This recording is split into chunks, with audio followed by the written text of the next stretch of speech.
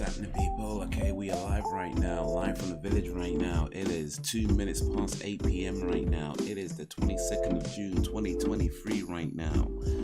It is Thursday right now. And you know what we do on Thursday? We play games on Thursday. So we're still playing Alex Kidd in Miracle World DX.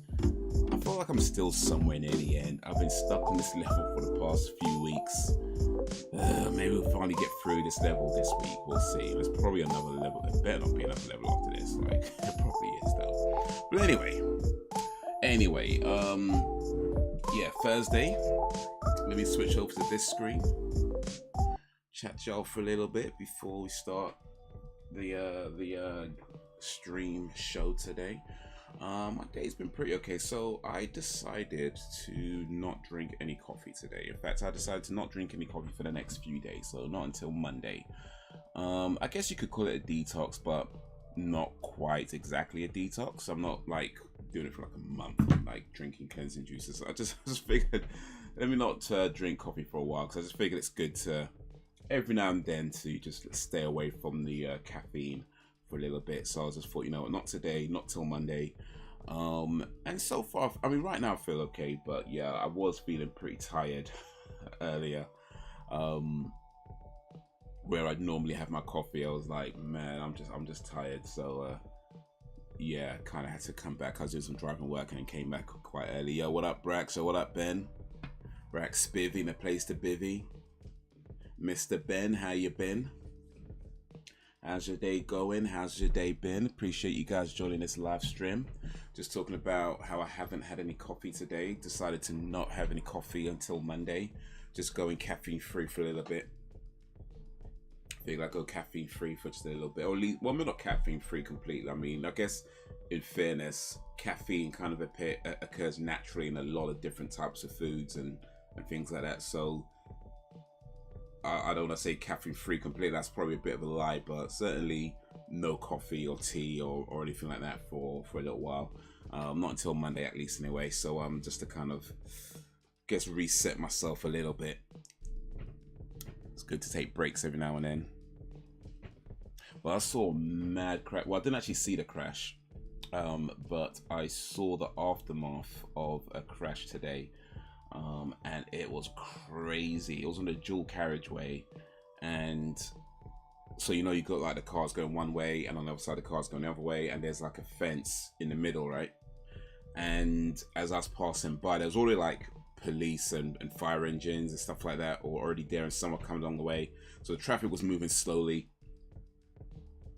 And as I was passing by, you just see this car, it's just like off the road into the middle of the, like, going through the fence, and it was just like the airbags were out and everything, and I didn't see any ambulances and stuff like that. I guess they already been there, I assume. I guess the medical staff have already been there and taken away any injured, but yeah, whoever was in that car, bruh, I mean if they survived it, they are badly injured, because that crash looked horrible. And then on the way back, so I was coming back on the other side, and I saw the front of the car this time round, and the whole front was just mashed up. It was just so smashed up. I was like, right, whoever was in that car, if they survived, they are not in good shape. But you gotta be careful out there, man. Gotta be careful out there. Don't be driving all reckless and whatever, or doing some mad things. I see so many people doing crazy mad things on the road. It's just not worth it, because all it takes is one little thing, and it might not even be your fault. You know what I mean? Just one little thing, and you can be. Gotta be careful out there, man. Thanks. I spotted this Welsh mix border terrier dog riding around my area without an owner inside, so I ended up spending the day looking after her until the owners were eventually found. Also we found the owner eventually, or maybe that's not a bad. Maybe that's not a good thing. I don't know. Were that owners nice people? Was the dog trying to run away from them? Sounds like a bad. Oh, it was a terrible crash, man. It was literally cars like going through the middle of through the fence on the dual carriageway, in the middle of the dual carriageway. So I don't know what happened, because I didn't see the actual crash itself, but yeah, whatever happened, it weren't good, clearly.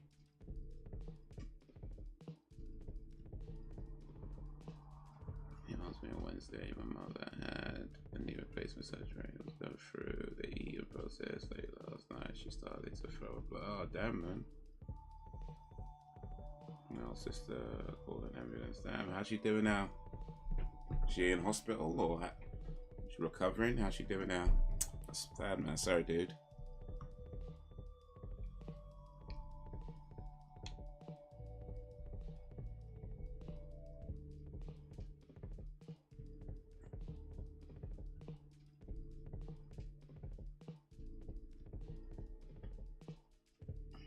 She must be recovery indeed. That's mad though. Knee replacement started throwing up blood. Did it get? Is it like something to do like the what you call it, the medicine? Not the medicine. That's not the right word. Like when it give you that antibiotic? No. Will it give you like the numb thingies, like the anesthesia? Anesthesia. You know when they give you like the stuff that you don't feel pain? Was it something to do with that?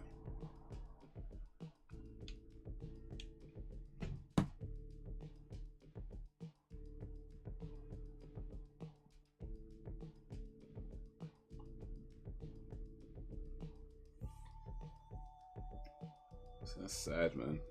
That's sad, but yeah. Hopefully she's okay. We'll get in to be okay.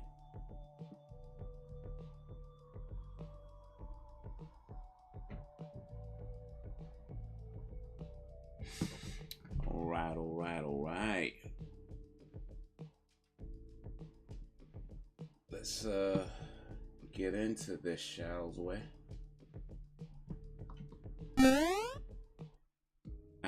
Anesthetic, that's what I was trying to say. Anesthetic, yeah. Appreciate that, Ben.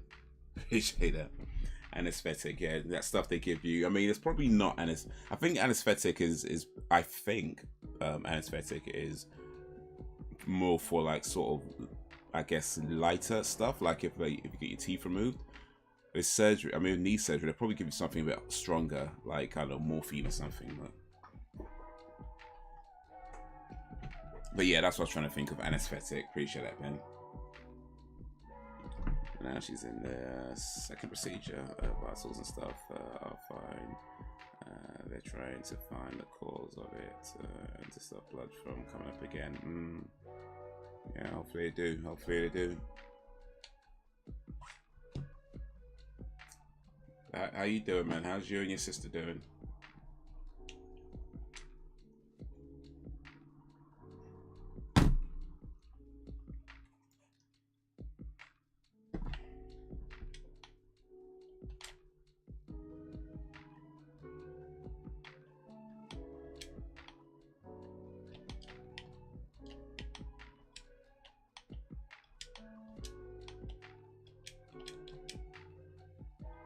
That's a lot, man.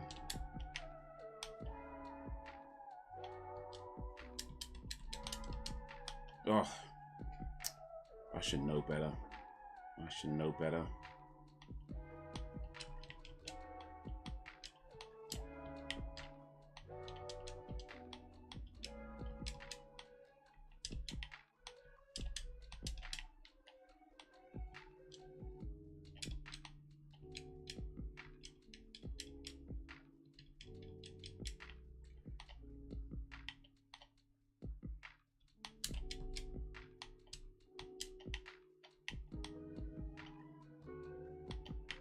Oh, I should know better. This game, if you get stuck trying to duck under those things, it's frustrating after a while. No, for sure. I kind of not even bothering that slide anymore, man. Ugh.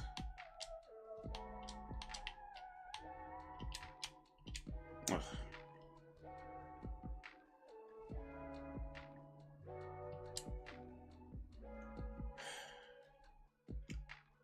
You know when you get so far in a game, right? And then it just gets mad hard. And you just kind of like, you know, I've come too far just to come this far. You know what I mean?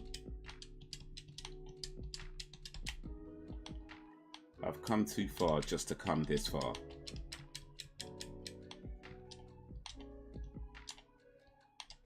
Like, there's a point where it's like, I've got to see it through now.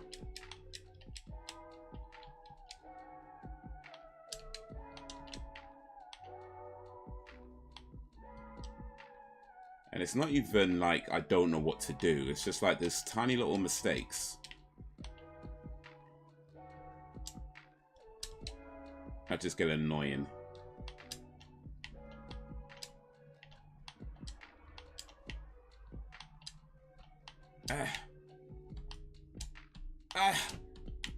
Oh, gee. Just do all that jumping, bro.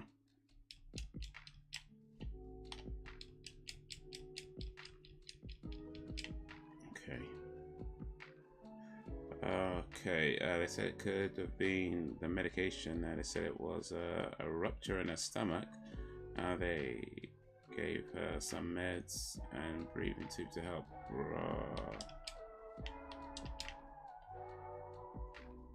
Hey, there must be a wire through cracks. So I'm going for indeed, man.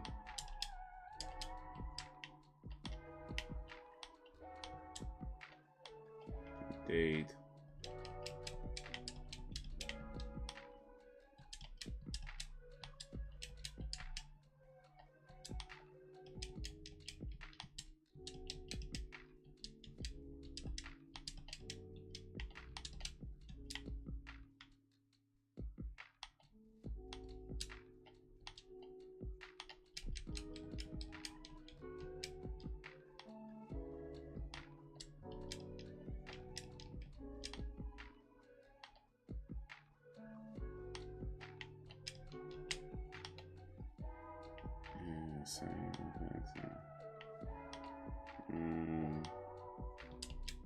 Tough times, man.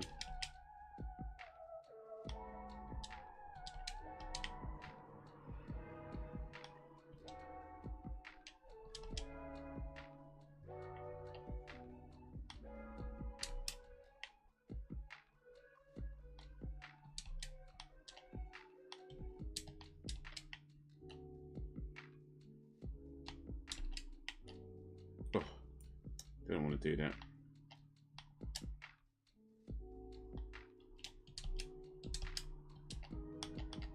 Oh,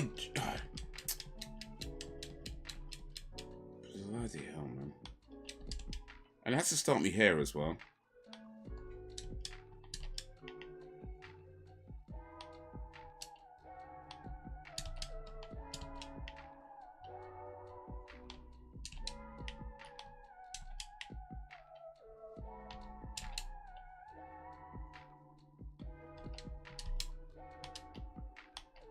Oh, are you serious? Like,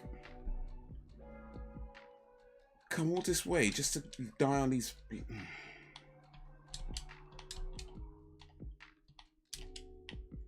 hate this game.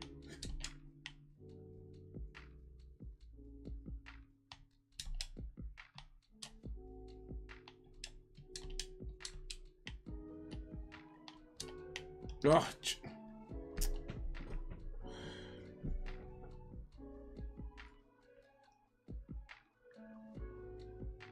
factory job for a living. Do you ever really use the trains? They have announced the free more rail strikes dates 22nd, 29th.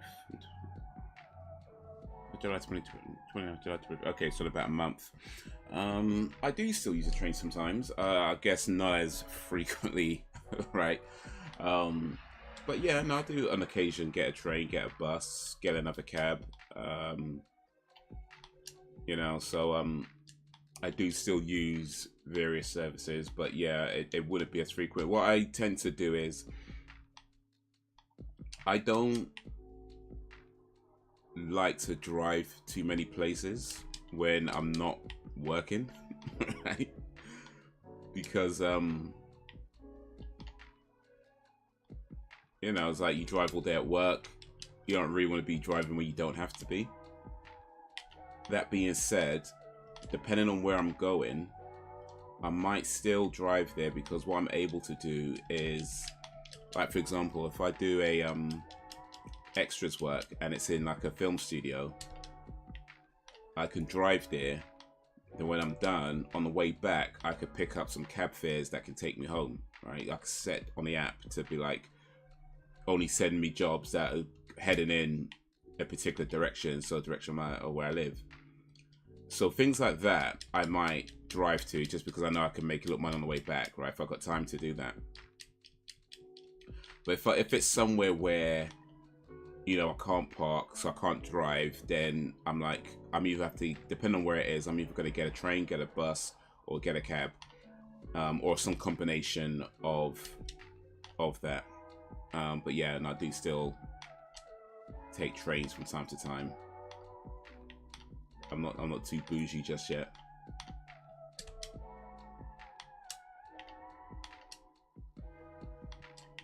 Oh, how did I jump into that though?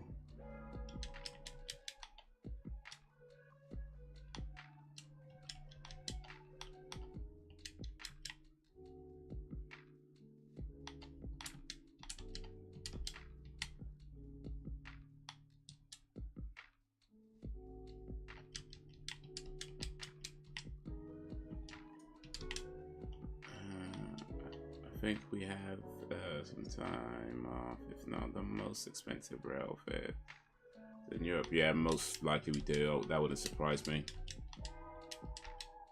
That wouldn't surprise me. I'm blame for driving. To be honest, if I didn't have a cab, if I didn't do cab work, I wouldn't have a car.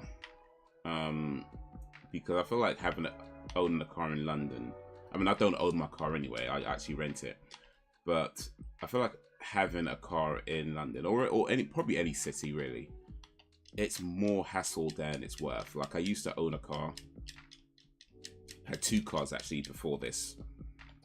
And the first car, oh flipping now, are you serious, bruv? The first car was an older model, like it was about 10 years old when I got it. And it was just nothing but problems. I got it pretty cheap, like £1,000 something pound. And it was just nothing but problems. Like, fix this, fix that, maintain this, maintain that, this needs repairing. And you end up spending way more on repairs and maintenance than the car's bloody worth. And then the other car I had, which was a Toyota, and that was a cool car, I like that. That was brand new.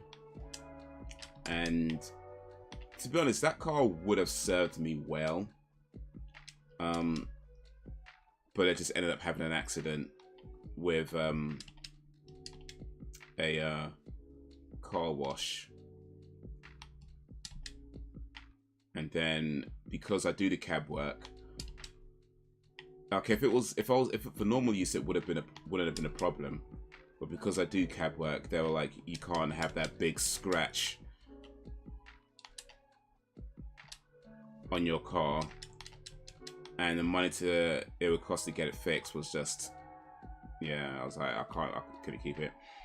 But yeah, it's even without that, it was like all the maintenance that goes into it, all the, you know, the MOTs, the replacing you have to get the tires checked, you know, of course petrol. It's a lot. It's a lot of owning a car, like, and even renting a car. Like I chose to rent rather than buy just because it's so much less hassle. But even then, of course, you still got to get it checked and this, that, and the other. Like, so, yeah, if I wasn't doing cab work, I don't think I'd have a car.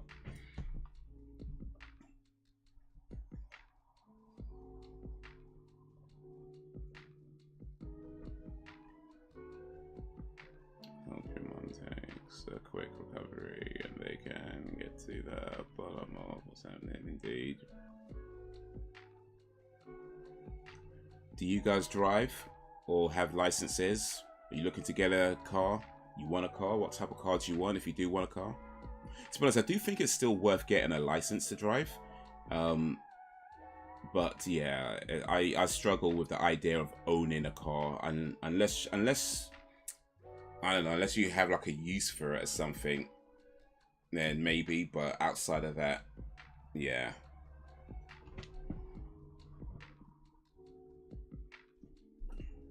I guess living in a city like London, there is not much need for one unless it's a vital part of a job. Same with MIC. And that's the thing, like, I can get around London pretty easy. Like I said, I can get cabs myself. I could, you know, whether it's train, buses, I could get around.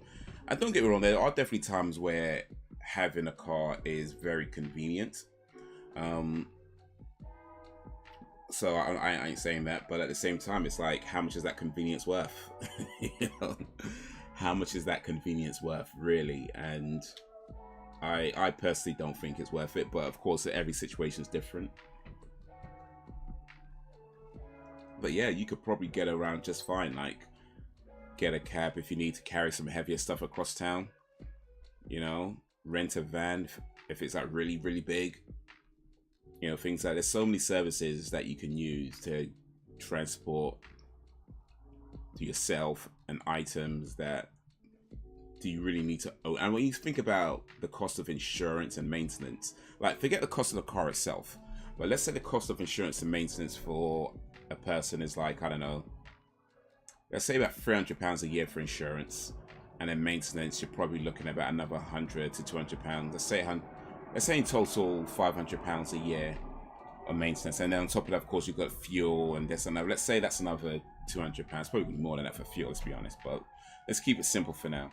You could be spending somewhere between, say, £700 and £1,000 on a car, and that's not even paying for the car itself, by the way. That's not paying for the car, that's just to have the car, and of course you've got your road tax in that as well. So let's say between £700 and £1,000 a year you would spend just to have a car, and on top of that, you've got to actually pay for the car itself. And then so it's like, okay, for £700 to £1,000 a year, how much of that do you actually use? You know what I mean? Like, if you drive to work every day, okay, maybe. But for everybody else, it's like, how much do you actually use? You know? And even if you drive to work every day, it's like, do you really need to? You know what I mean? You really need to. So yeah, I don't think owning a car is worth it for most people. And even renting a car, I think for most people is probably not worth it. I think it's okay for me because I use it for cab work. But yeah, depends on your situation. Yeah, adds up real quick.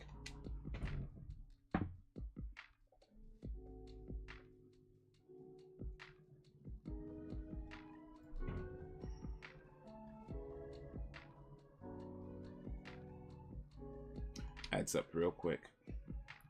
But yeah, you guys drivers, we got any other drivers in the chat right now? Drivers, wannabe drivers.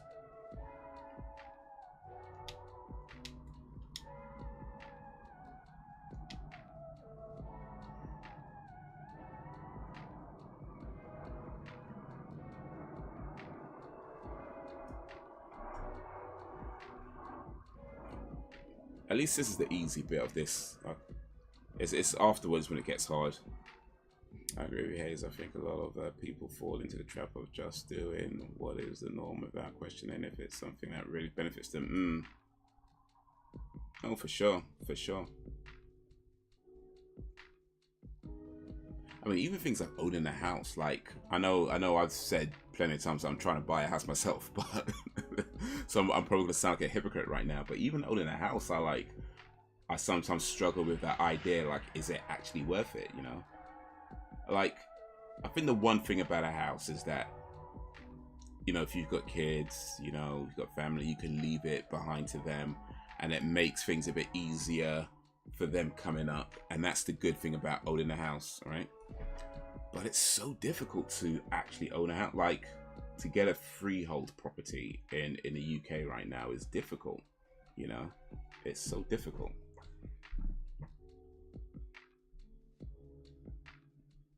But we've kind of like got into this idea of, like, you know, you grow up, you get a place, your kids grow up, they get a place, their kids grow up, they get a place, and everybody has a place. All right, you kind of brought this idea, and we've done it so much that it's like, well, where's everybody gonna go? Where's everybody gonna go? Because it's not just about can you afford a house, but literally, where is it going to go? Like, you know, you see in London, you know, they're starting to build upwards. In fact, they've been building upwards for a long time now. Like most new builds are, you know, high rises now. It's like, as like, where are people going to go? You can't all have a house. Like, you can't all have a, you know, 2-floor sing-detached house. Like, it's just not possible. There's just too many people in the, like, literally too many people in the city for that. So you go upwards. You go upwards, and then it's all like the whole kind of leasehold area or share, or what they call shared ownership, you know, that kind of thing. I mean, the freehold would be better for sure, because a freehold means that you just own the property and that's it. So freehold would be better, but freehold would be way more expensive. That's the issue. A freehold property would be way more expensive. Like a freehold property, like I think the average price of a freehold property in London right now is somewhere around 600,000, give or take. Maybe probably even more, because it's been a while since I looked at it. But I think somewhere around 6, maybe 700,000 for a freehold property in London. You know. So yeah, most people in London can't afford that, and that's crazy when you think about it. How most people that work in London can't afford to buy a house in London. That is mad. All right. Oh, jeez. Can I get one more time? No, I don't. There is a life I can buy in the shop, but it takes so long to get the life that I end up losing lives along the way to get it.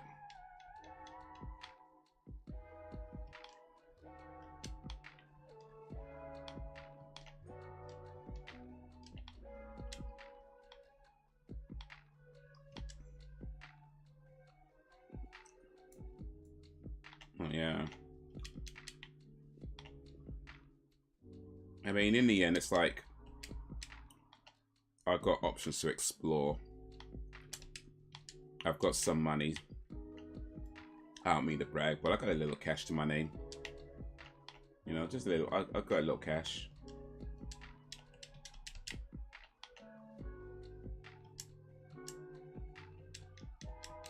But yeah, if I'm gonna stay in London,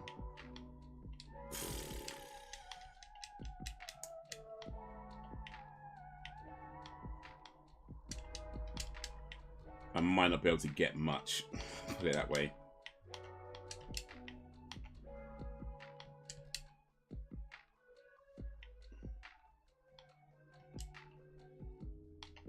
Oh, come on, I did not run into this thing. It was well away from me. I did not run into it.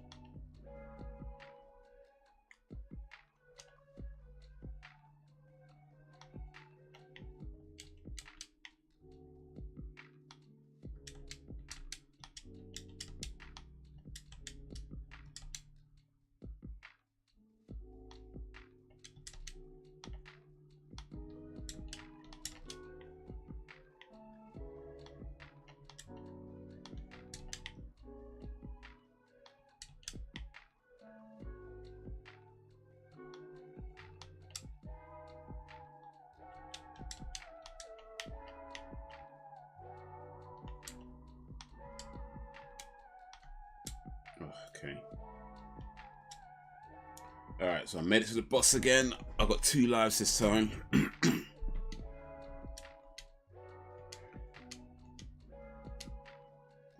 My cousin started looking for a house for her and her daughter last summer at the time she could borrow £15,000 more than she can now and needs a 35-year term.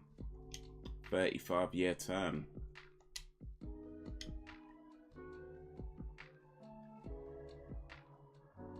Yeah, that's another thing as well about housing, which when it comes to mortgages specifically, is that you can't get a mortgage past retirement age, right? So, and when you consider like a mortgage could be something like 30 years or 35, maybe even more, maybe even more. Yeah, you probably got to start early.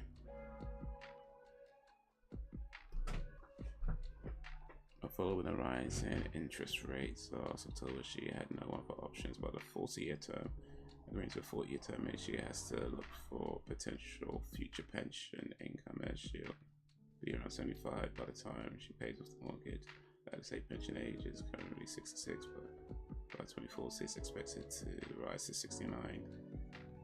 You're gonna just keep us working. You know what? I might have heard wrong then. I might have been misinformed a little bit, because I thought you couldn't get a pension past retirement age, but maybe you can in some cases. Maybe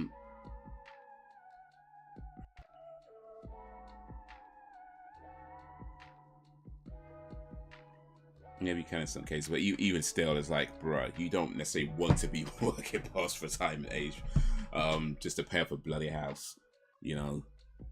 But I think to be the truth is, a lot of us are gonna have to, like, maybe not work as, I mean, ideally, if you have to work past retirement age, you're not working like some, you know, regular schmegular stacking shelves. You know what I mean? Like, ideally, you could do something more towards your own kind of passions that you can make money from if you have to work past retirement age. But I think the reality is that whether you're doing something you're passionate about or whether you're working a regular job, a lot of us are going to have to work past retirement age. Like, I think that's the reality.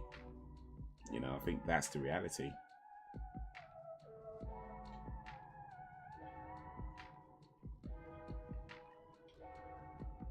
Oh, shit, man, I forgot about that.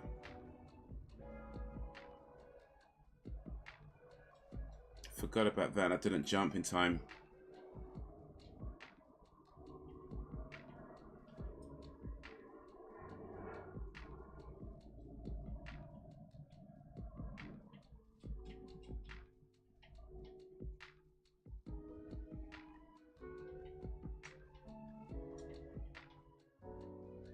Oh, just ran into him, man. I wasn't trying to run. Wasn't trying to run.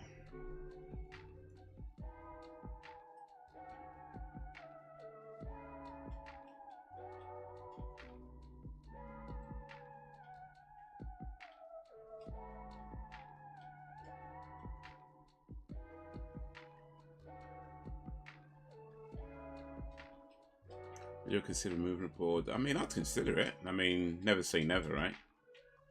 It's not something that's necessarily on my mind to do, but yeah.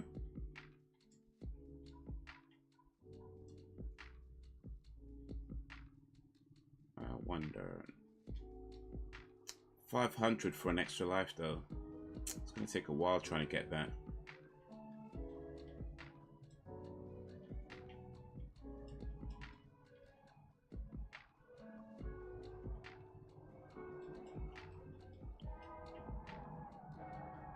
Right, never say never, right? But I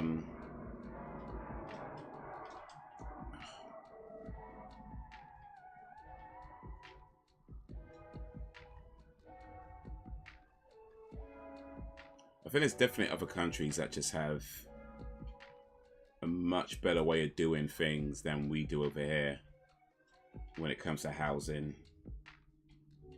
Where, like,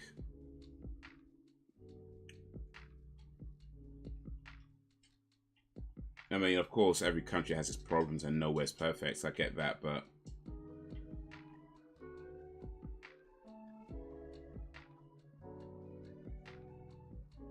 I think one of the good things about say living in London or living in the UK, and you know, speaking of going abroad, it actually does make it easier. For example, like it's so cheap to buy houses there's so many parts of the world where it's so cheap to buy houses, like with the money I've got now, I can go to, like I looked into this when I was in Pakistan. I can go to Pakistan and buy a house like today, you know what I mean? I can do that. I can just go bang and it's mine just like that, and a good house too, not like some crappy house. It'd be a good house too. It won't be like, of course, like the most amazing houses they've got. You know what I mean? It ain't that bad over there, but it'd be a good house. It'd be a nice house still. But then it comes down to like, do you want to live in Pakistan? Do you want to do that whole thing? And then I like Pakistan. It's a cool place, but I don't think I'd want to live there. No, I don't think I would have lived there. I mean, never say never, right? Never say never, but I don't think I'd want to live there.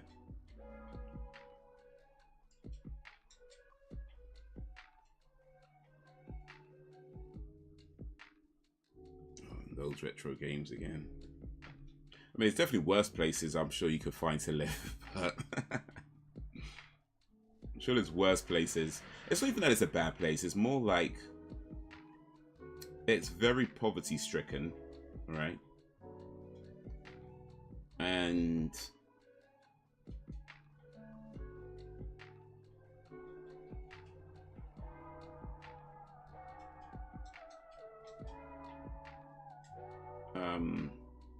yeah, it's very poverty stricken. So there is just a lot of adjustments you'd have to make to just like daily life.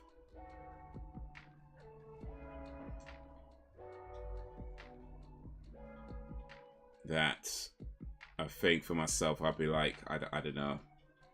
I mean, I guess I could try and oh.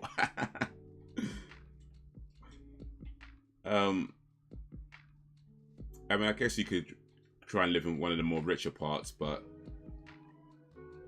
yeah. What the heck? Like I say, never say never. Never say never.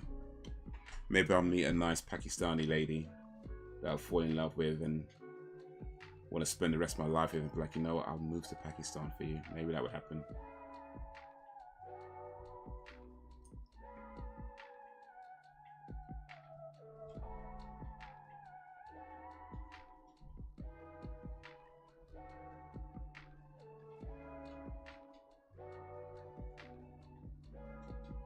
If I did live in Pakistan though, ooh, I got to 500. I'd want to be near the beach. So that was nice. There's some nice spots near the beach.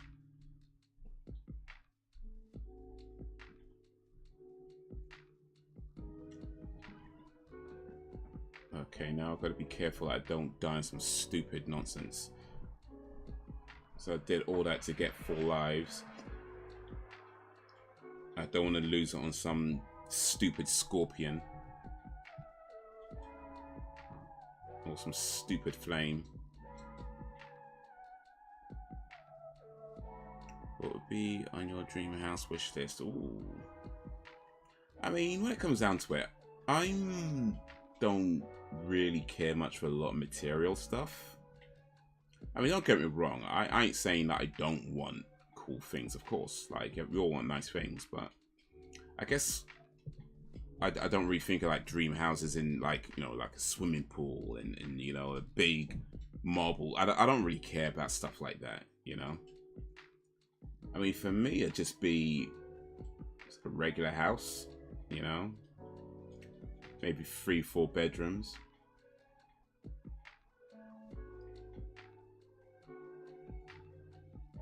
You know, 3-4 bedrooms, or just enough space, like plenty of space, you know.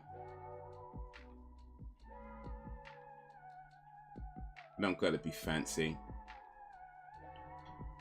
Driveway would be nice, I guess. Yeah, in fact, I think I'd want a driveway.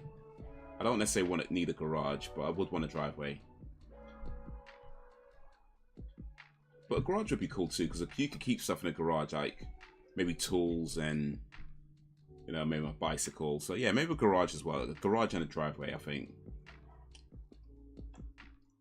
But yeah, I think a house like that in London would probably easily be like 800, 900, maybe even $1 million.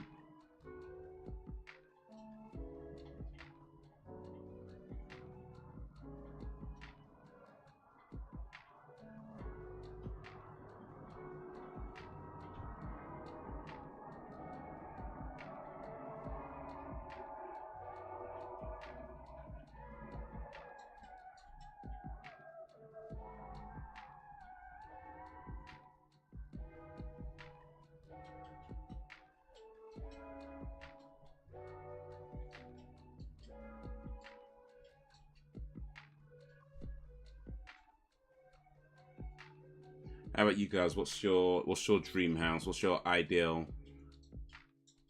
living arrangements?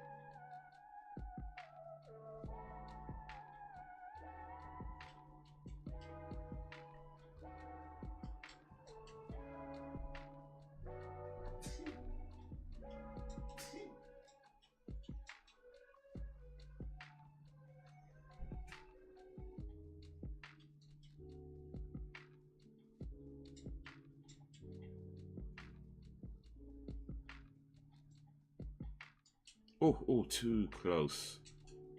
Too close. I guess location wouldn't matter. Yeah, a little bit. I mean, like, yeah. Oof, oof. Oof.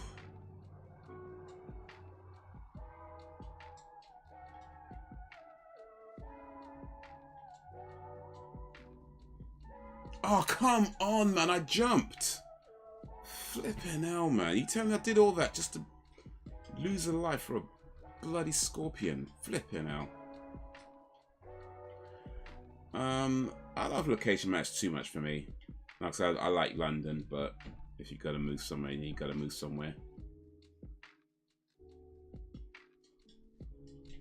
Oof, that was too close.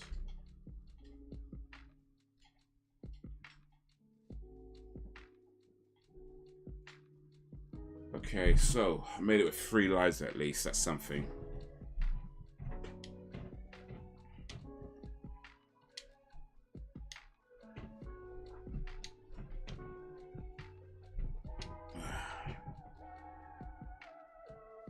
Any place outside of London in the UK that you like?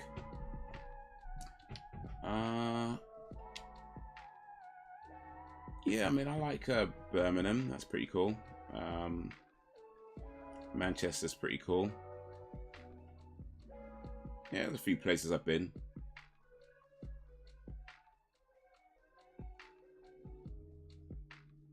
Okay. Bristol's alright. Bristol's like a mini London. Manchester. Yeah, Manchester's cool. Like, it's a nice vibe. Alright.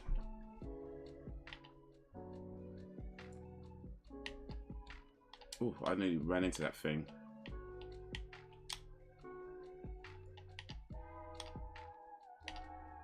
Oh, come on. I did not touch that rock.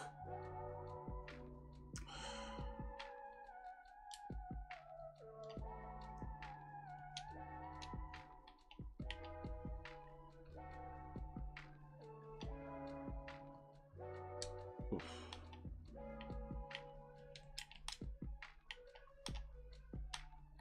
Oh, are you serious, bro?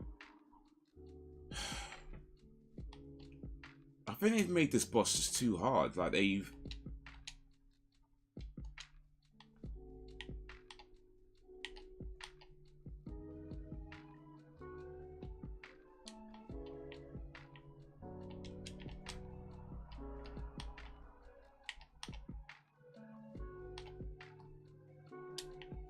Okay.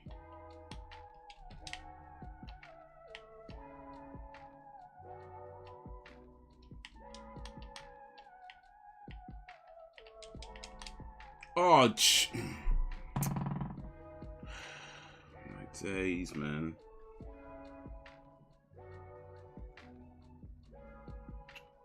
How much precision do I need for this guy? It's ridiculous. It is ridiculous. Oh, flipping out.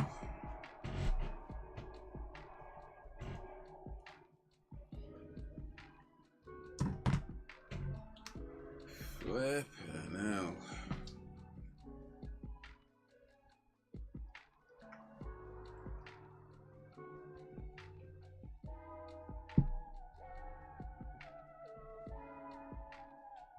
Oh, boy.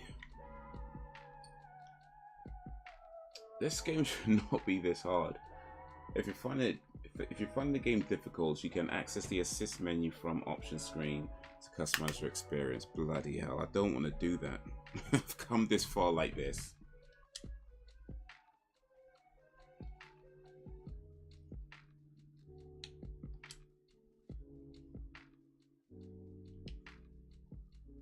Infinite lives, bruh. That's a tempting one right now, I ain't gonna lie. Reworks controls, adjusted collisions. Turning this option on reduces Alex's collision with enemies, making it slightly less likely for him to die throughout the game. Turning this option on makes Alex feel more responsive, but removes Alex's sliding effects, making some areas of the game unreachable.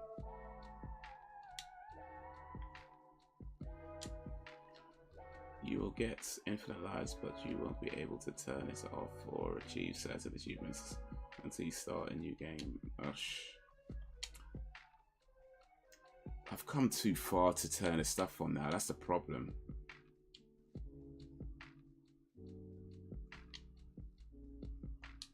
I've come too far. I don't know, maybe that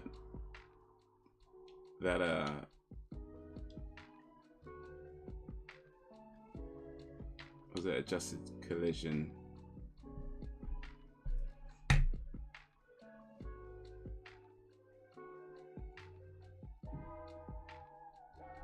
Maybe this is the one to turn on, adjusted collision, because I feel like that's the thing. It's oh jeez, man, I hate these games, man.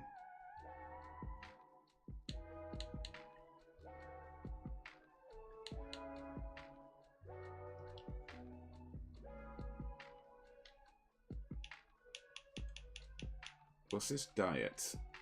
Onigiri, hamburger, Spanish omelette, fish and chips. What's that about?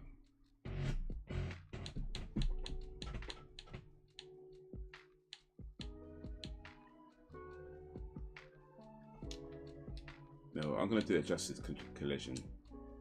I think I'm gonna do adjusted collision because that's not necessarily making the game easier. It's just adjusting the sensitivity of the controls a little bit.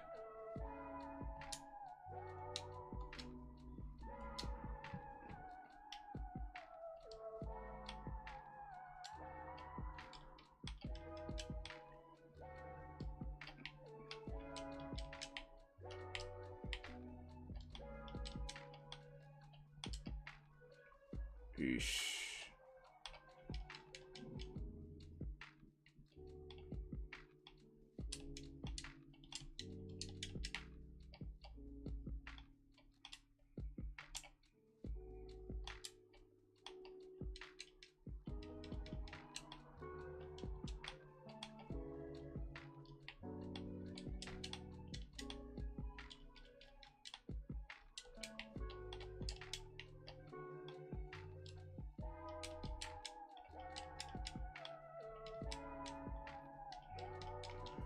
Oof, all right.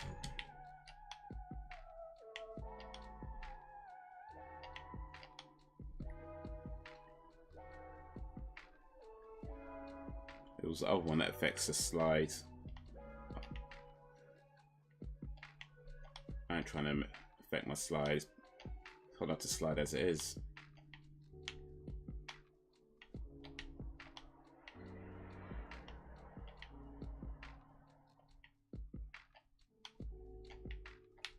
You say it always rains in Manchester. Okay.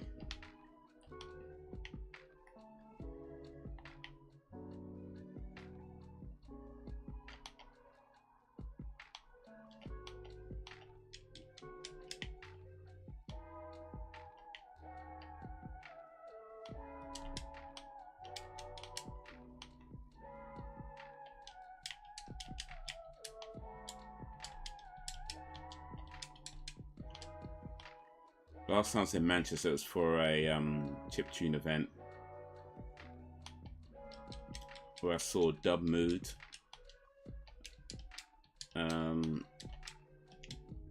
Bit Shifter, a few others I've forgotten right now. But yeah, it was a good event. Got a picture taken with Dub Mood.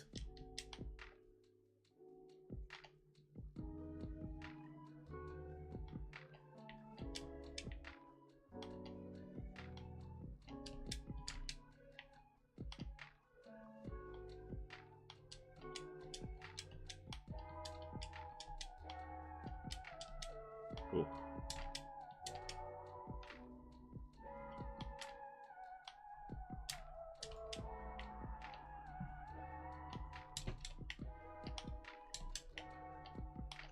Oh, shit. Can you? I swear, this thing, it runs too fast when you don't need them to run fast,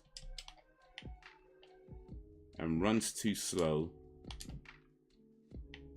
when you don't need them to run slow.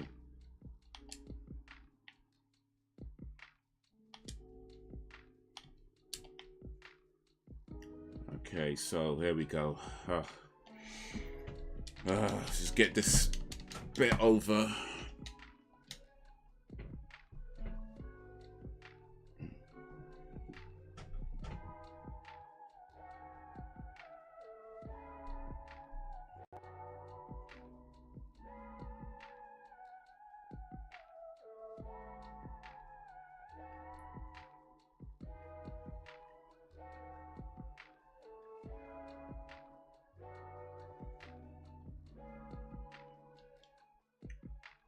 Alright, we've done that bit.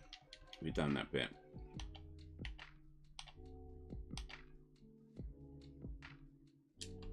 Oh, you...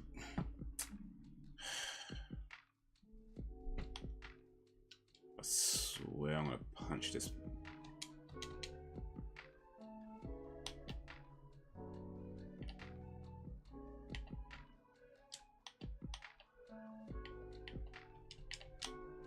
Oh. Serious?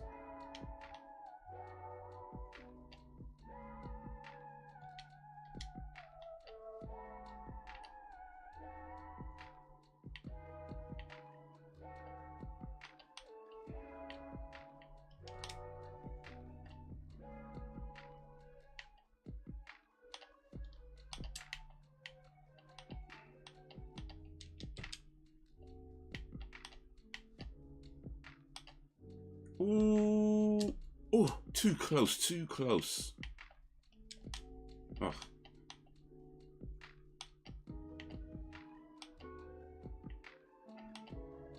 Oh.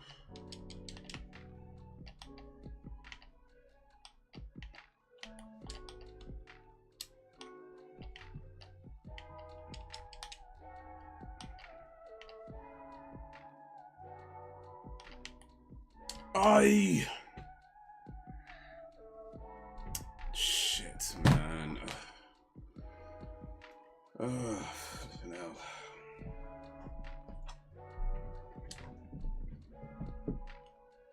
After all that, you know, after all that.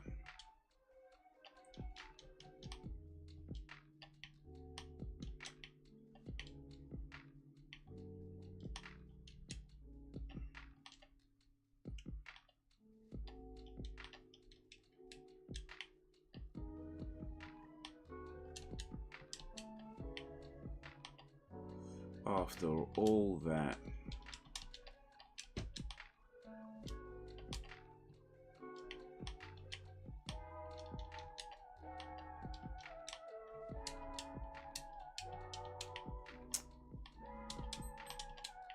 Ish.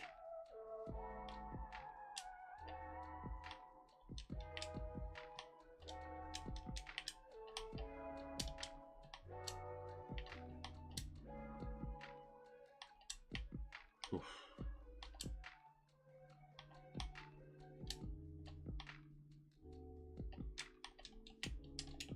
After all that.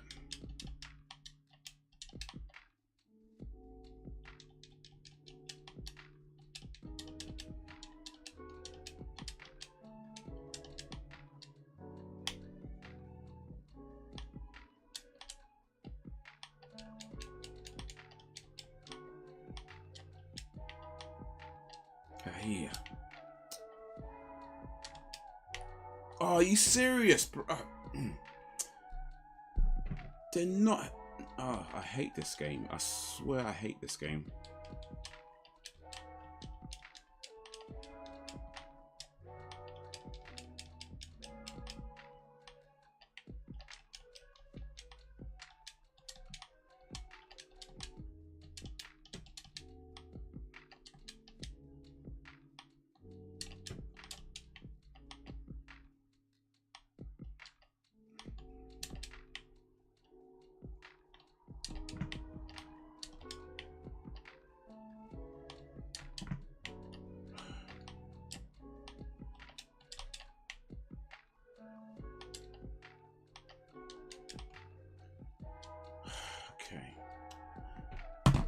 I'm always.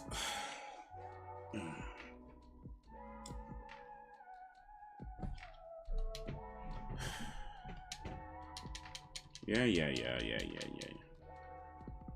I've gotten this far.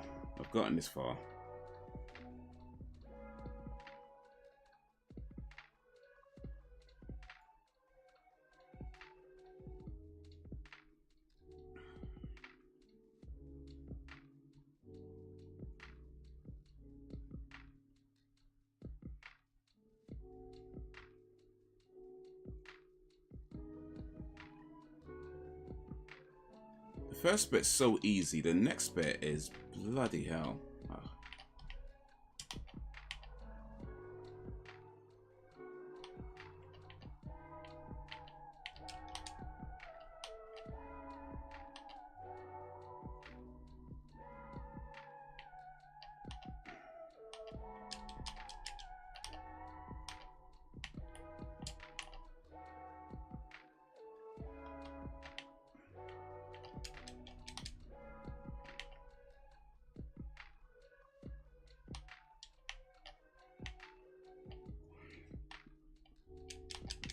Oof. Ooh, don't do that.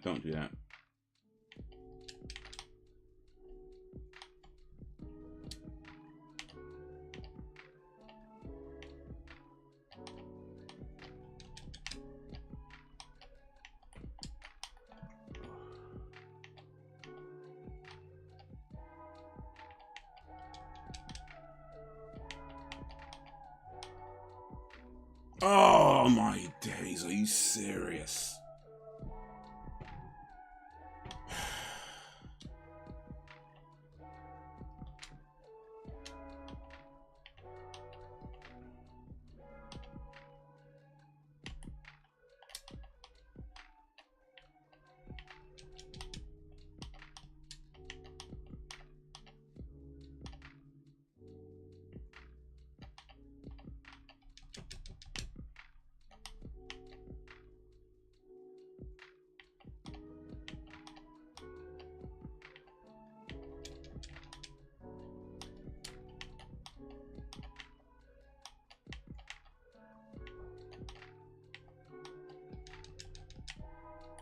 Oof, too close.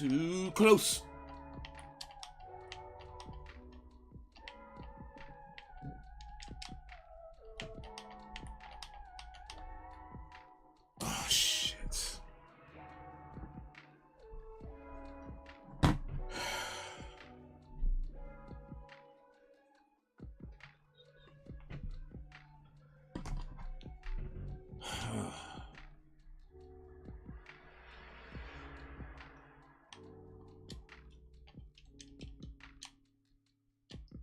got to get past this guy, man. I've come too far, man. I've come too far to just come this far.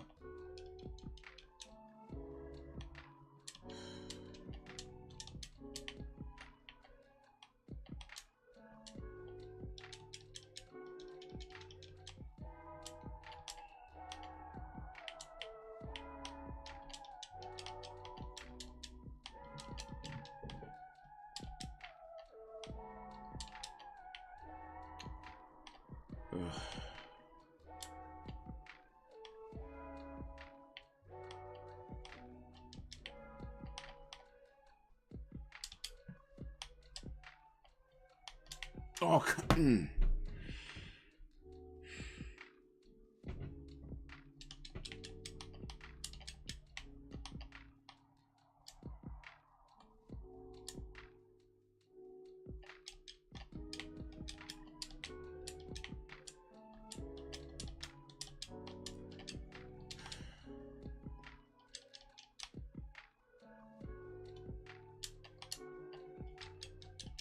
are you serious? What happened to this whole thing about collision? This doesn't mean nothing. It means nothing.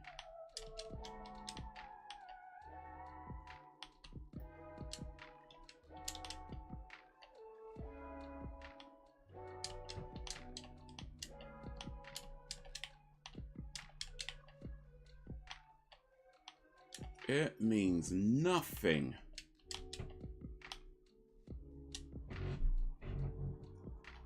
Should have just punched it. Should have just punched it.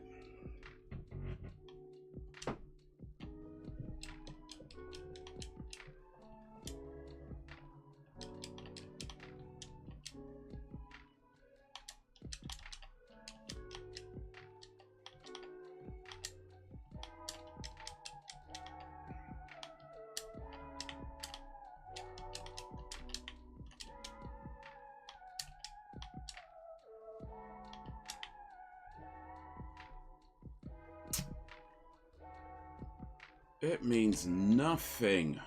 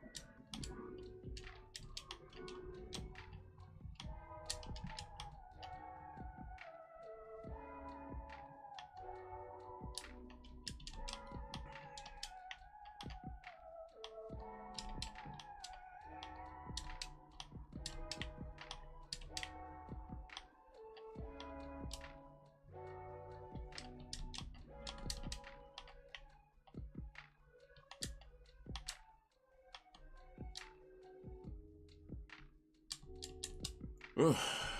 Okay. All I need is one life. Come on.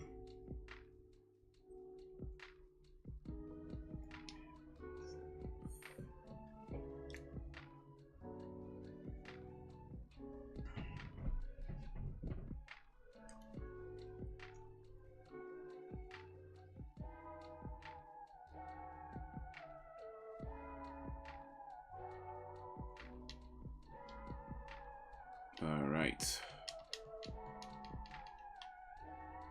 Okay, okay. Oh, jeez, I didn't.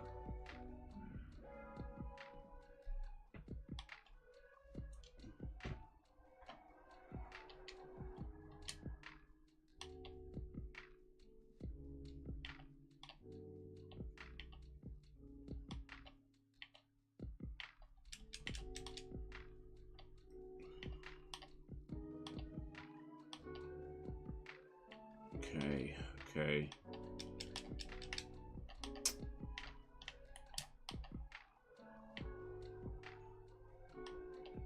Need to look ahead.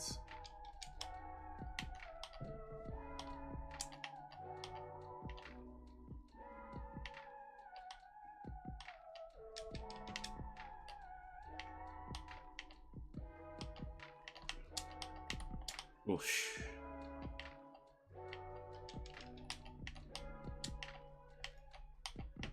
Oh, yeah.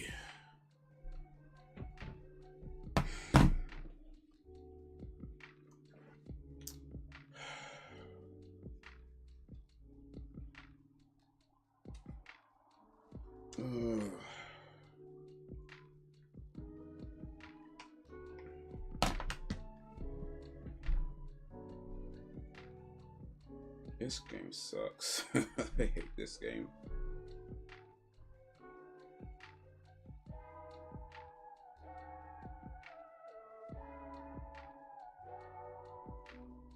I hate this game.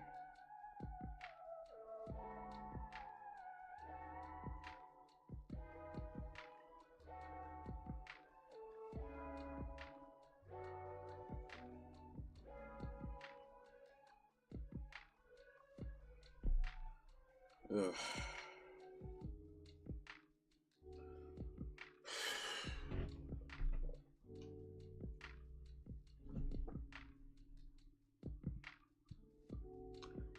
This is a game that as a child I mastered. I literally mastered this game, played it so much, beat it so many times, and now as an adult, whoosh.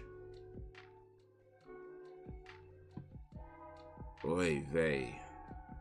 I think that's what they say in Mexico. Oy vey.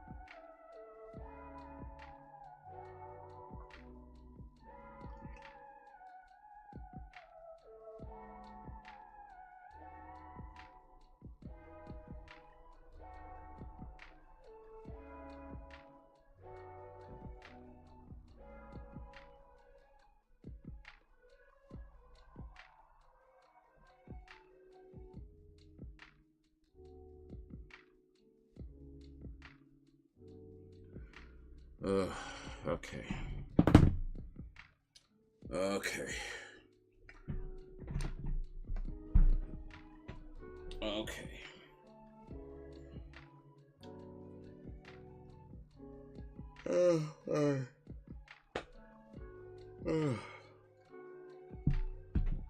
So I got it down.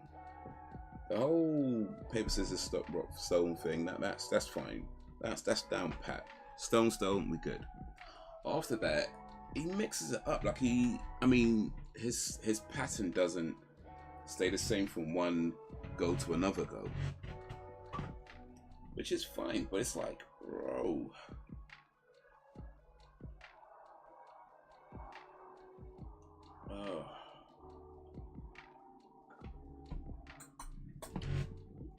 This is just mad. I bought this game for like £4 something, and I think by now I spend more hours on it than most games I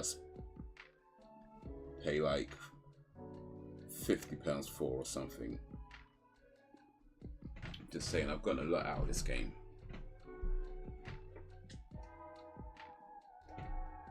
I've gotten a lot out of this game. I've come too far just to come this far.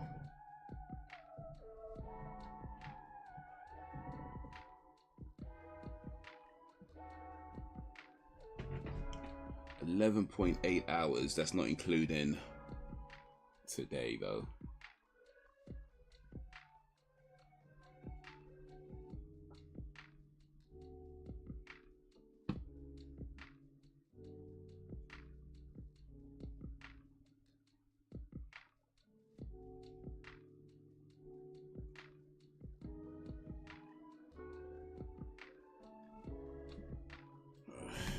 right. All right. All right. See if we can have just one more go.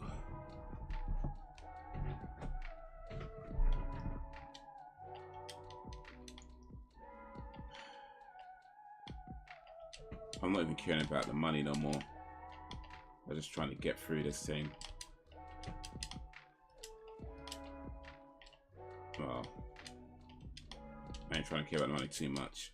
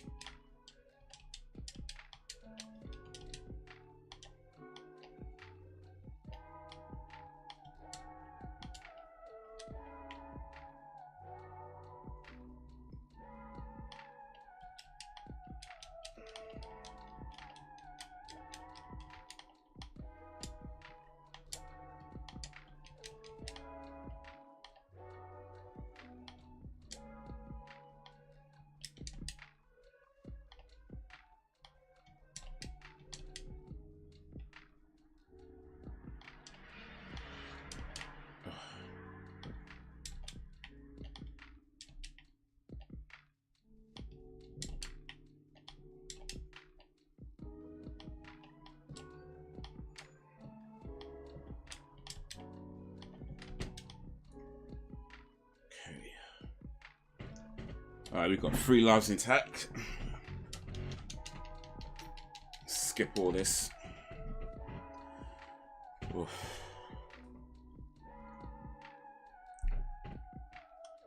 Hot in here, man. Bare humid, isn't it?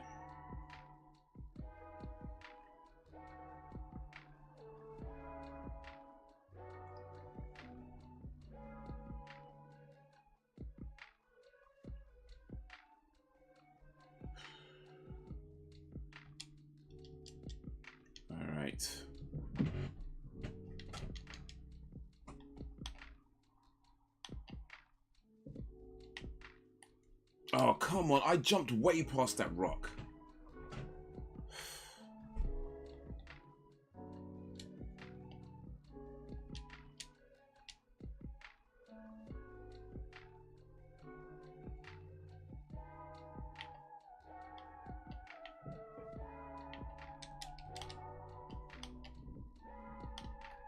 Oh, my days, oh my days, oh my days. I swear you're taking the piss. Nope.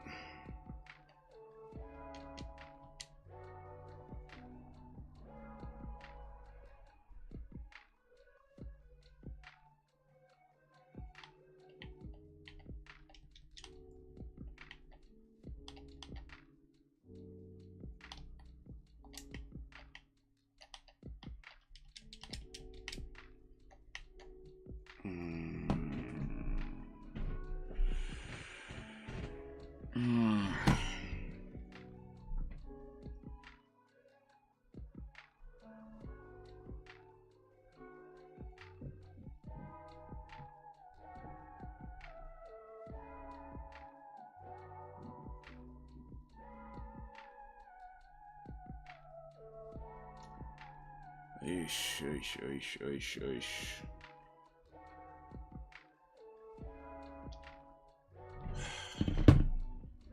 I might just put an infinite. I'm not gonna lie. I might just put an infinite lives thing on. I might just put an infinite lives on. That is mad. This is ridiculous, though. This is actually ridiculous.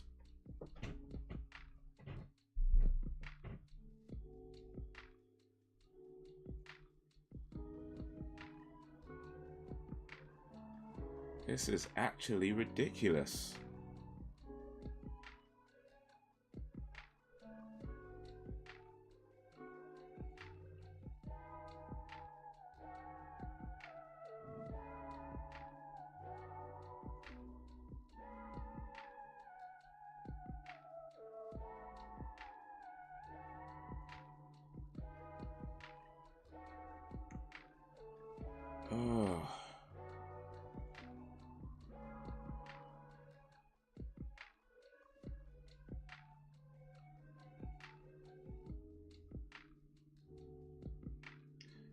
You know what? Apparently, oh nah.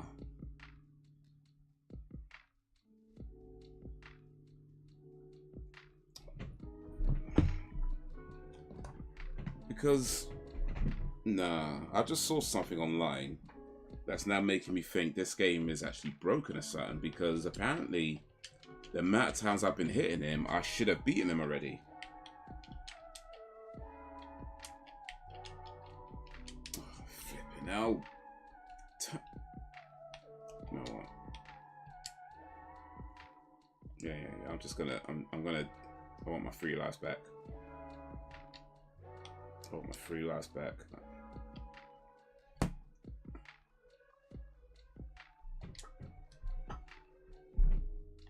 Apparently the amount of times I've been hitting him,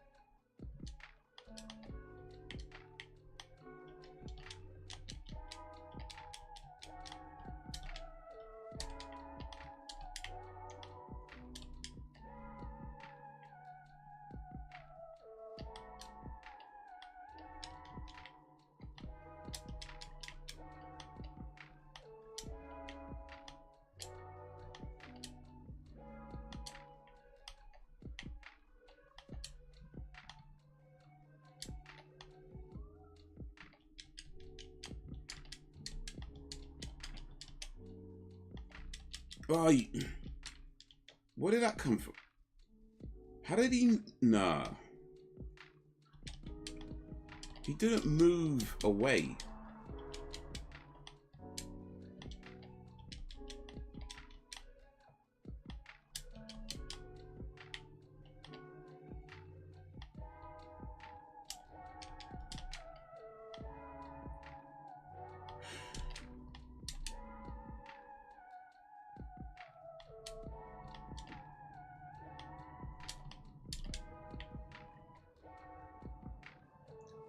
Hope you're getting a win, bruh. Still on the same bloody level.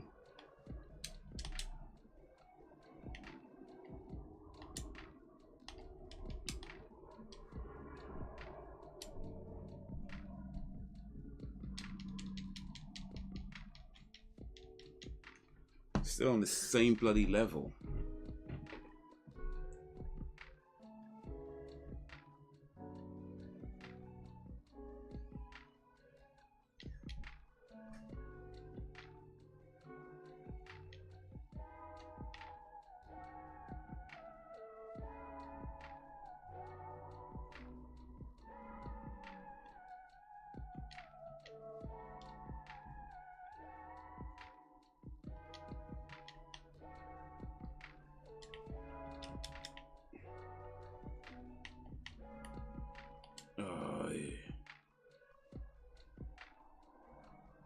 So if I get behind him, does he just teleport?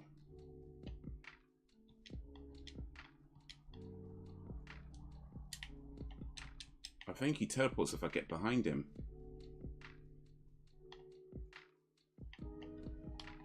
Oh, jeez. I did not jump in. Flipping out, man. Alright.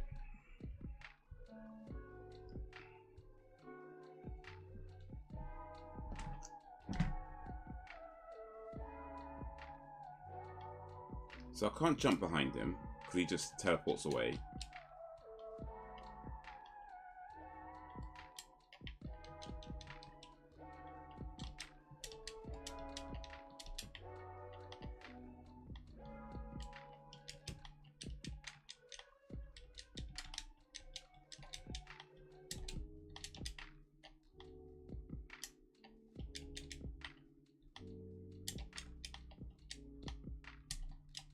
Jeez, I didn't.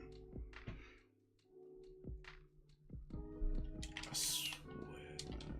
I hate this game. I hate this game. I hate this game.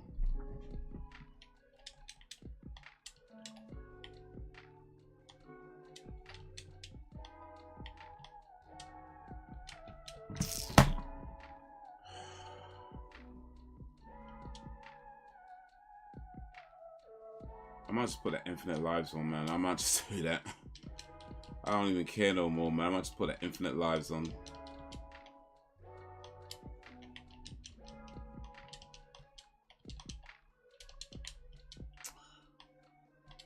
I might just put that infinite lives on, man. I don't even care no more.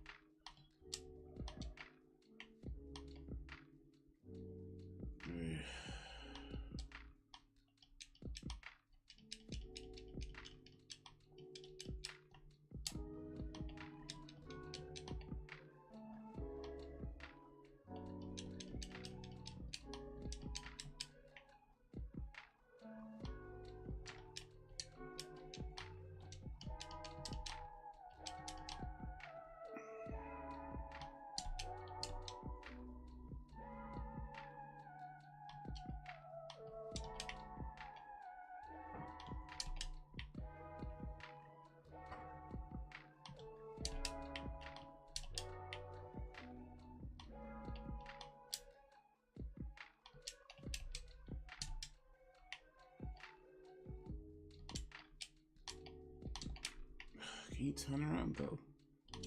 Can you actually turn around?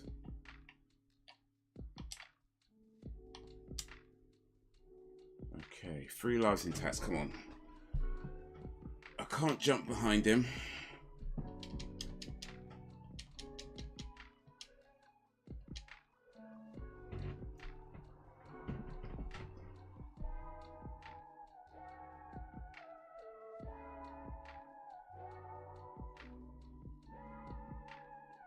I can't jump behind him. Gotta stay in front of him.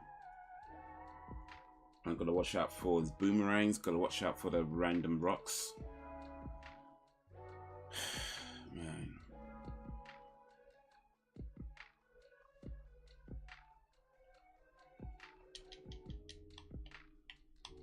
Oh.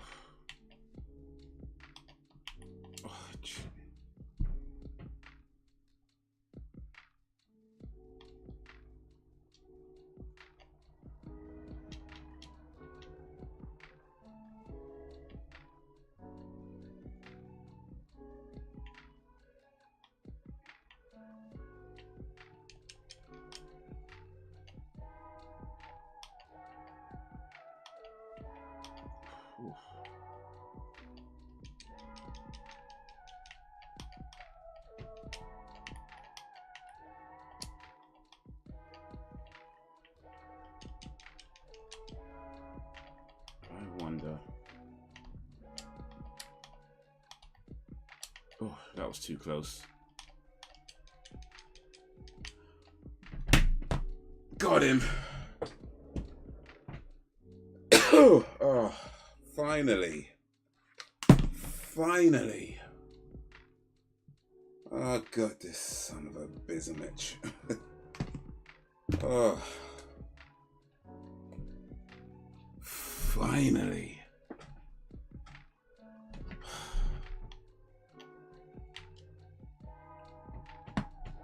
Oh, finally, man. Damn. How many more levels has this bloody game got?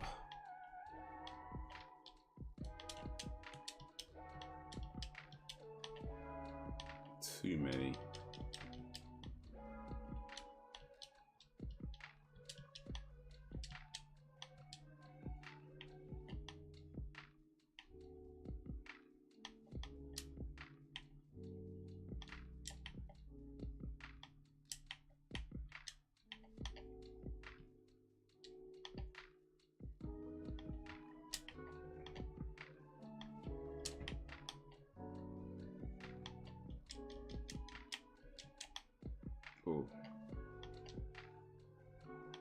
Careful.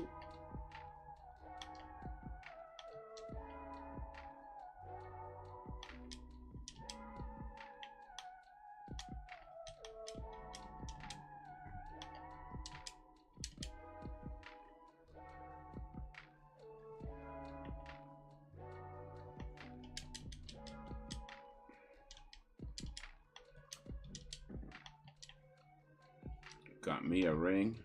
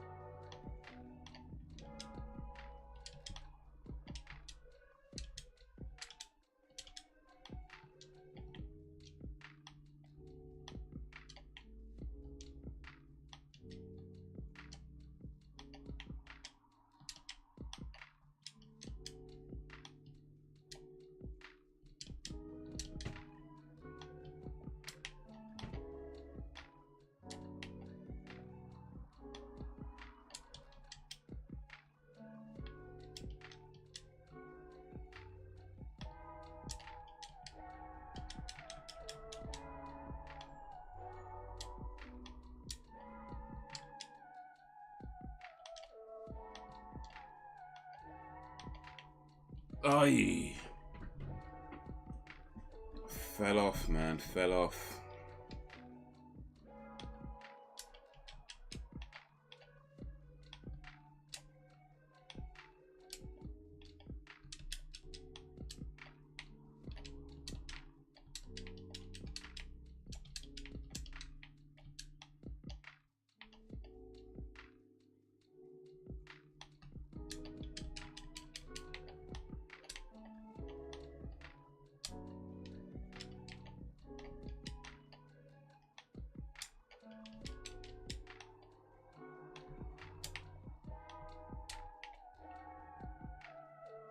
Oh, that did not touch me. Anyway, you know what? I need to take a break. I just beat that long ass level. Finally got through that, at least. Don't know how many more levels we got left for this game, but I need to take a break. So, should be back in a few minutes. You can all hang around, that'd be awesome. And yeah, see y'all in a little bit.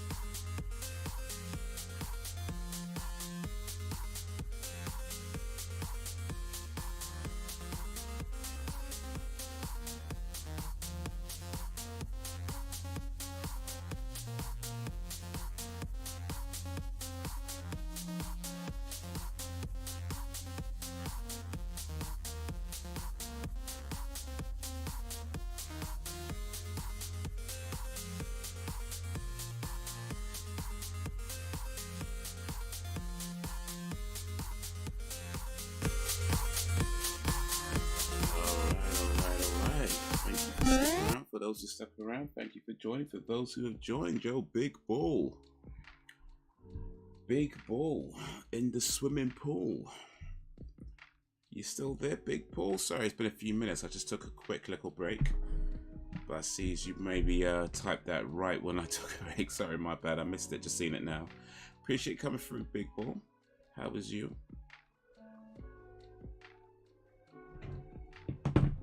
Oof. All right.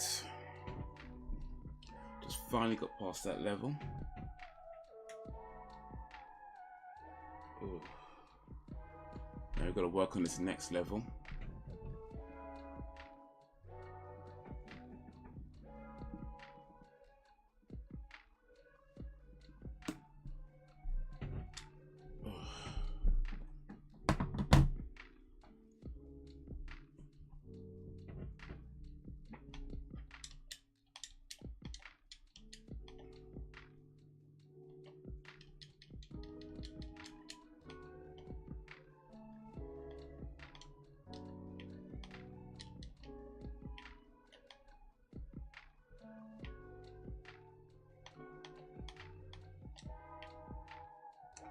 Hey, Sam B. Sam B and a place to be. How is ye?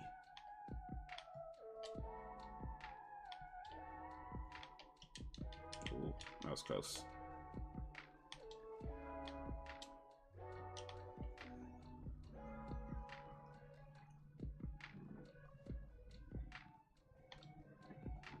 How is ye?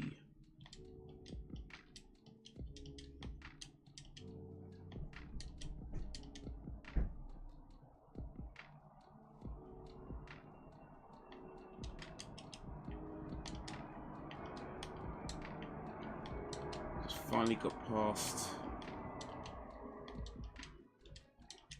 that long ass level.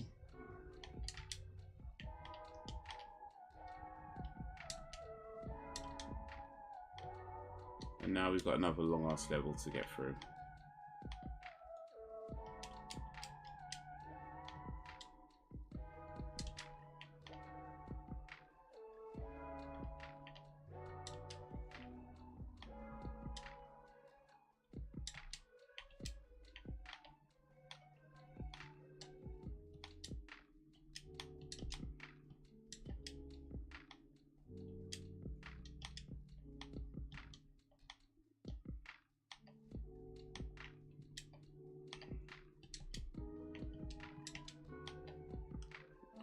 Just waiting for death.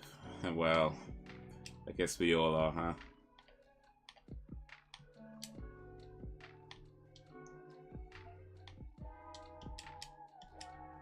I guess we all are.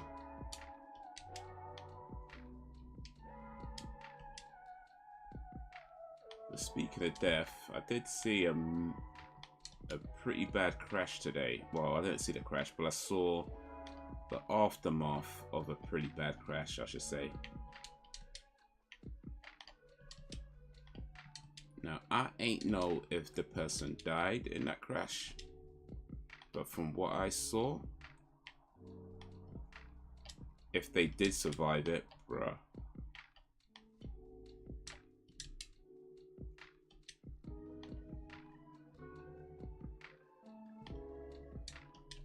Oof. Too close. Ready for that long sleep. Yeah.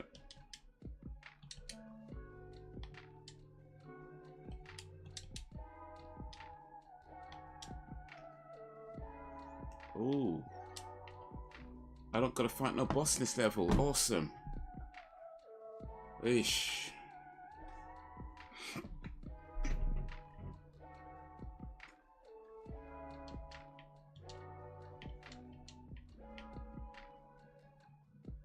What kind of level is this?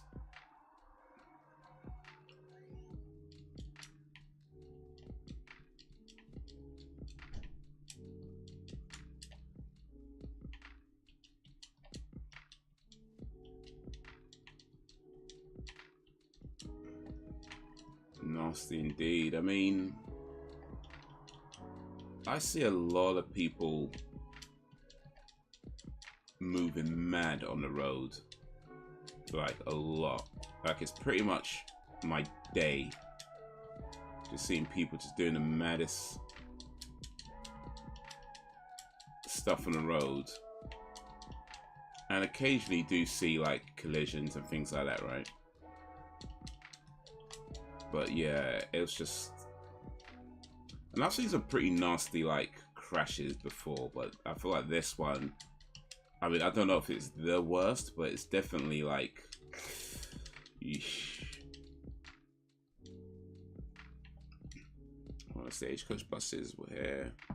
Was involved in an accident with a cyclist the other day. That was nasty. Oof. Yeah, that can't have ended well. Mangled up and everything. Like, ugh.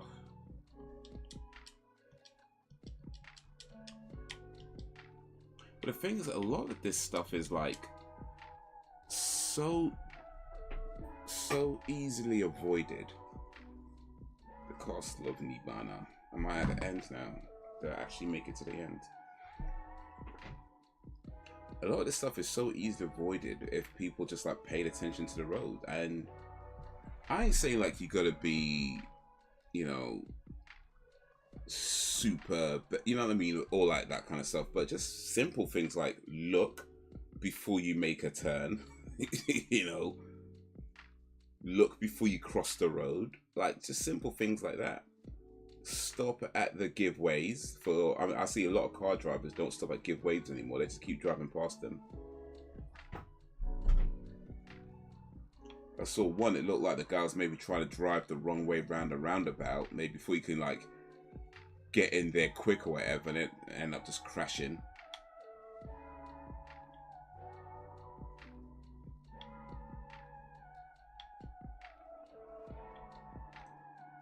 Nice to welcome you, Alex. Not wrong. It's like, I mean, the thing is that I don't think you could ever guarantee that you'll never have an accident, even if you follow all the rules to a T, right? I feel like there's no guarantee, but you could pretty much eliminate 90%, 99% of most crashes just by doing basic things. And certainly if you do get into a crash, it's probably not going to be anything major. Like if you're just like paying attention and looking where you're going, you at the very least, if you do crash into something or somebody crashes into you, at the very least it shouldn't hopefully be like a major crash where, like what I saw today, like the car was going through a fence of a dual carriageway from one side of the dual carriageway to the other side of the dual carriageway. The car's just in the middle, going through a fence. The whole front of the car was just gone.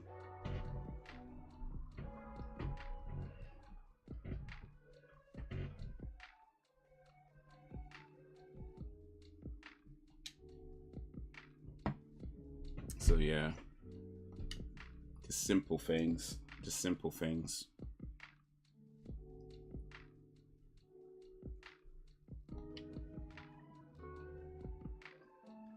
And it was the supervisor on that shift and blamed it. Looked like it was on the cyclist. The driver was shaken up though.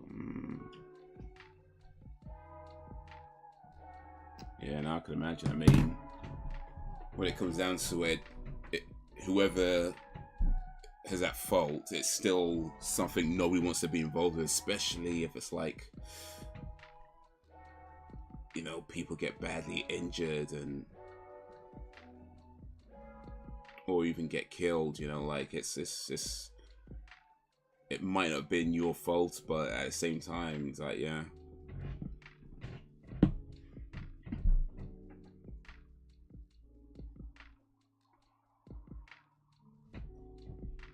I actually feel like they need to pass a law around cyclists, especially when it comes to cyclists, specifically cyclists that ride on the road.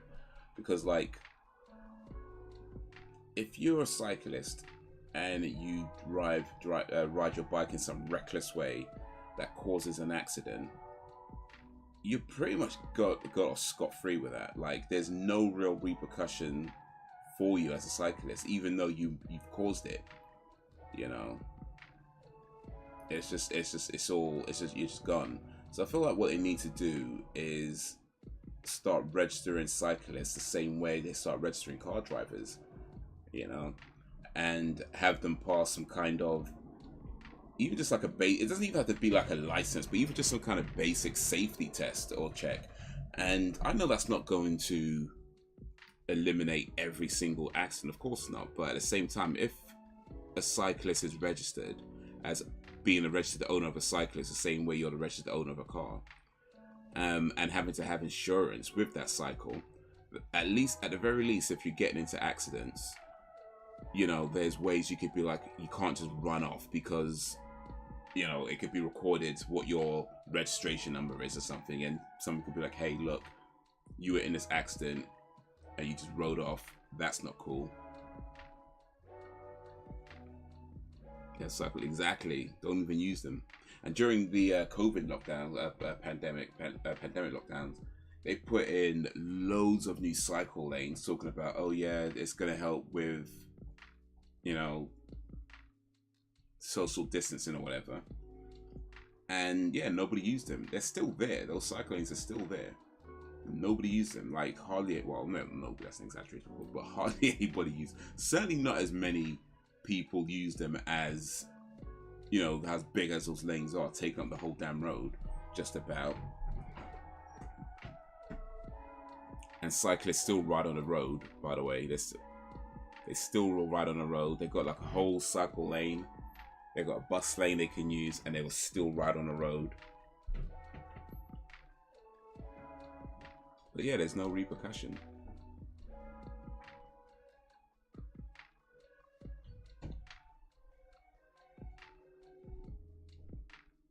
Tax say, yeah, indeed.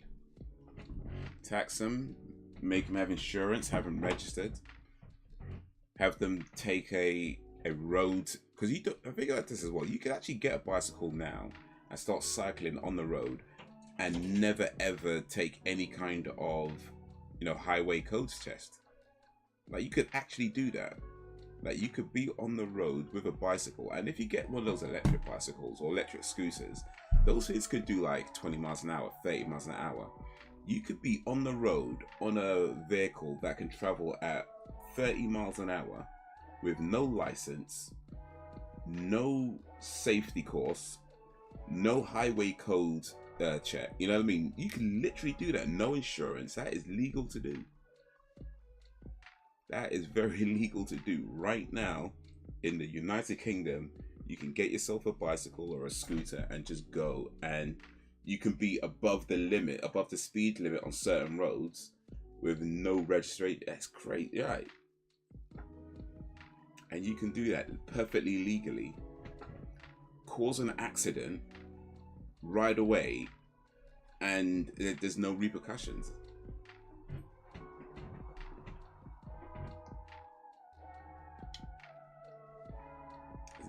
So yeah, I feel like there definitely needs to be a change at the law.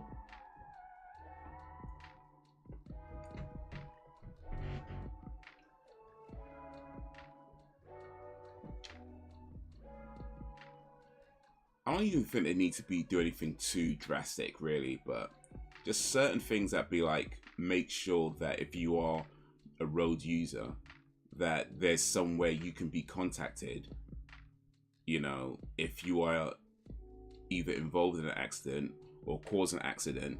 Because if I, for example, like drive recklessly and I cause an accident, but then I drive off without exchange insurance details, if somebody catches my registration number or has it recorded, which is likely these days because a lot of times people have dash cams and things like that, you know, I could be found pretty easily. You do it on a bicycle, it's like, forget about it. Forget about it. Like,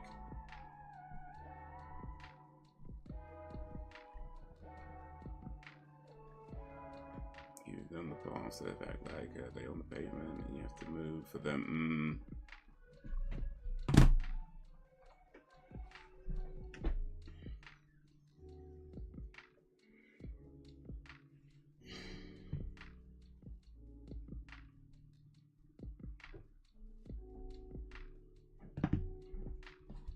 So yeah, definitely needs to be a change in that.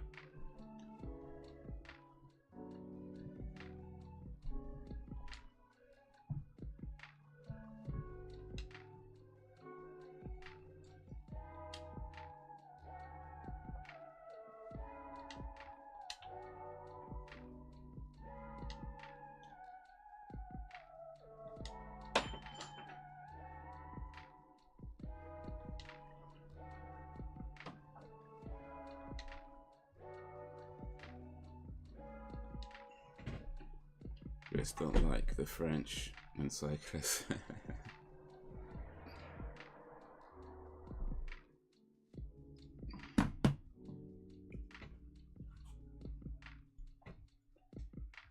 Which one more though? French or the cyclists? I don't know, that's a tough one. It's probably cyclists actually, to be fair. I've never been to France, so let me not say too much about France. I think in general it's probably gonna be cyclists. Well, I don't know, man. I hear some mad things about France though, so like maybe it is France. Maybe it's France. Maybe it is.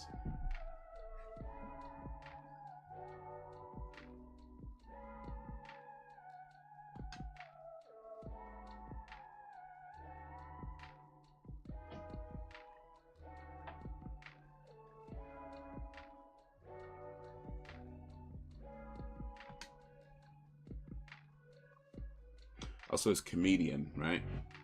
And he has a brain disorder, kind of similar to, you know, what Stephen Hawking's had, where, but maybe not as severe because he could still stand, but he still uses that machine to, you know, that type to talk machine, right? So this comedian, stand-up comedian, is doing jokes using this type to talk machine, and he was talking about how he's half Canadian and half French, and his French side is his left side, which is the side where he can barely move. Like, then he goes, I also have a brain disorder, but being half French is way worse. It's like, bro.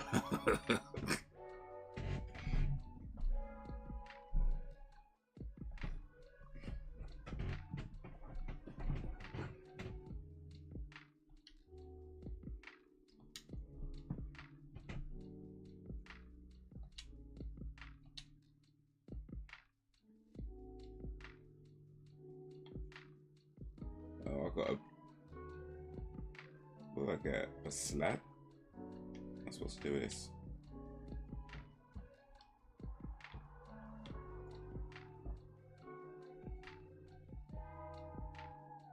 I'm not sure this has any real order to where it puts me.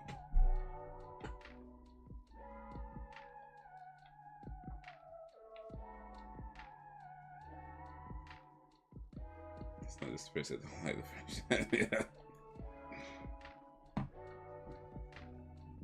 Even the French don't like him.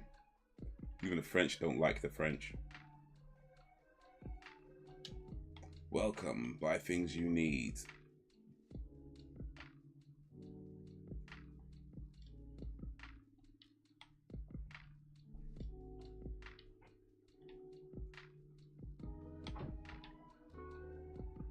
I'm not sure I need any of these things.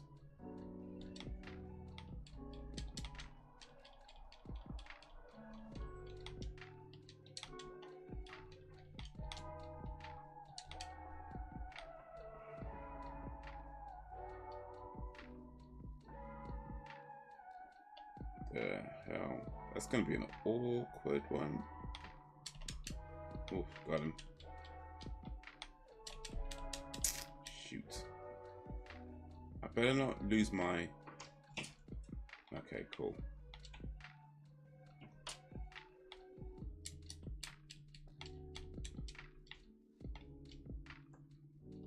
I'm not sure what was...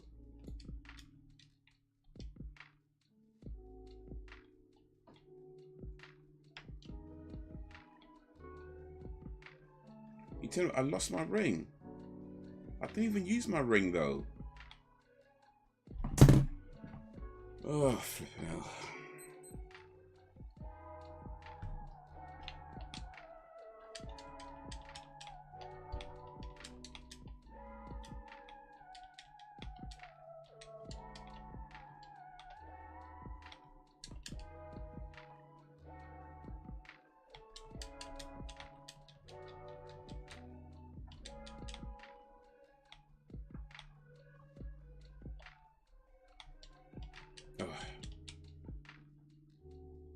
This is gonna be a tough level.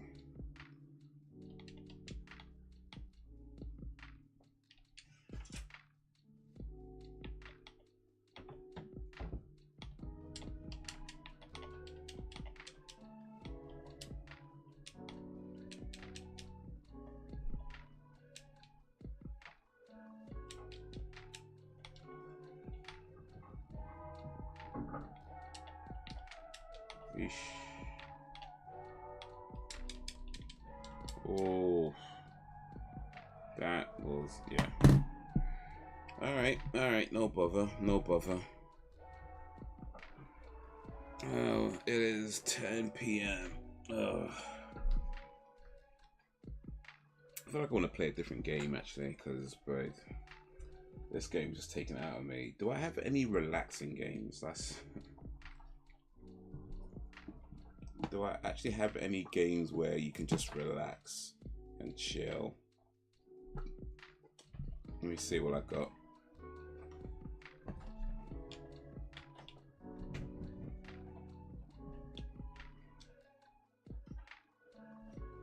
Let me see what I got. I had to watch Bloodsport last night after that movie Monday.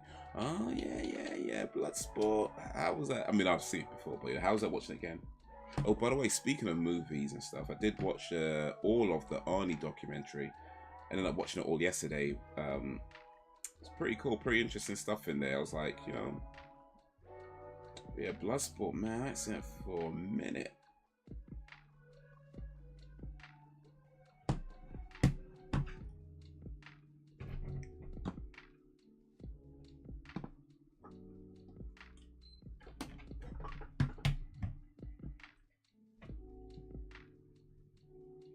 I ain't seen it for a minute. But yeah, Bloodsport. Then there was Kickboxer. I think like Kickboxer. One of them was based on a true story. I can't remember if it was Kickboxer or Bloodsport. But one of them is based on a true story. But they're both pretty much like the same kind of plot about like he goes out for revenge. I think one was revenge for his friend, and one was revenge for his brother.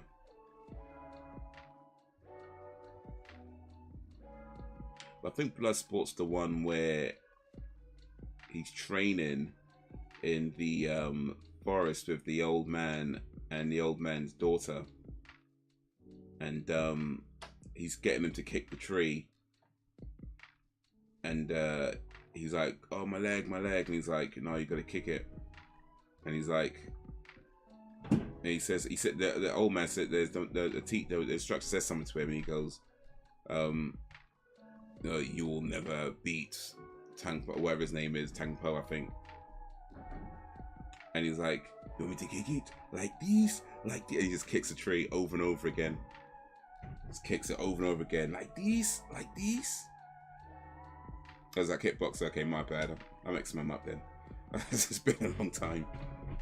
Been a long time since I've watched them. I'm clearly mixing them up.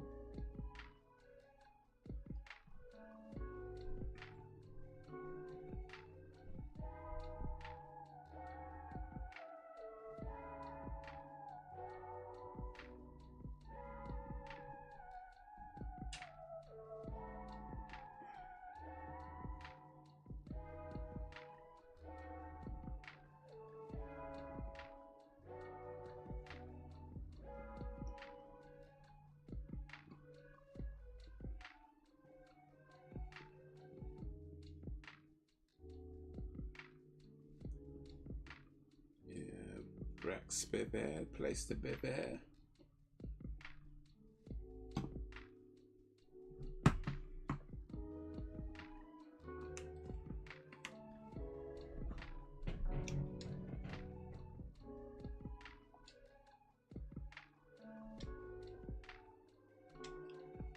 I need to be leveling up, bro.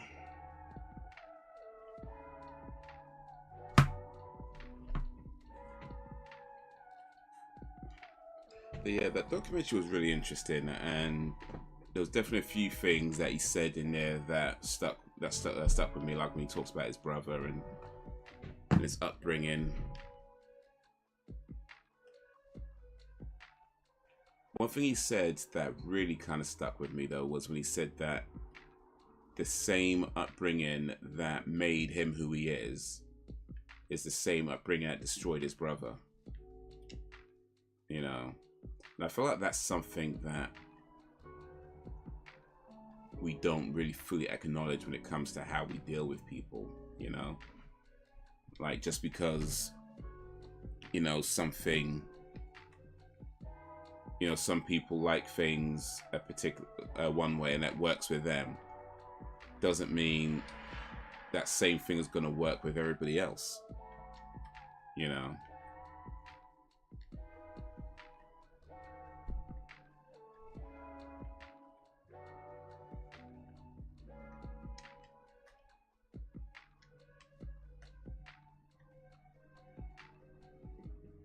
And oftentimes, like, you do feel like you're being compared to people, whether it's being compared to, you know, your siblings, compared to your cousins or your friends or whatever.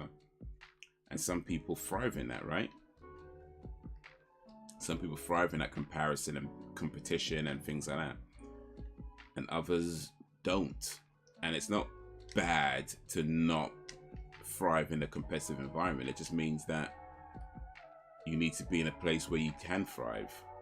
But a lot of times people don't fully appreciate or recognize that you need to be in a different place and treat like there's something wrong with you, you know?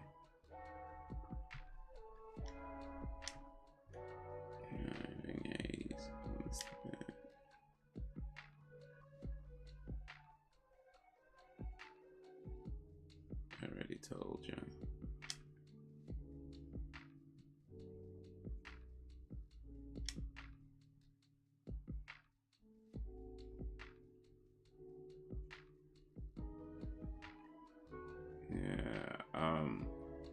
Not sure. Well,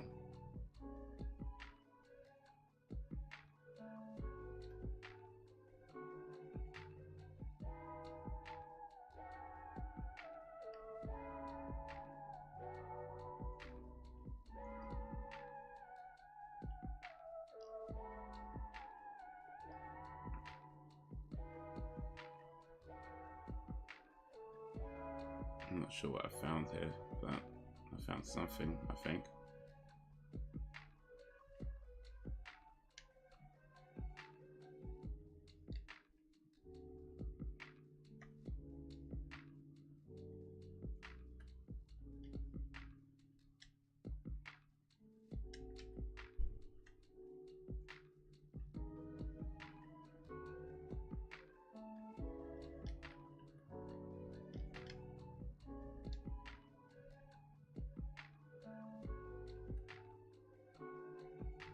Oh wait, I've been to this cave before. Ain't nothing in here.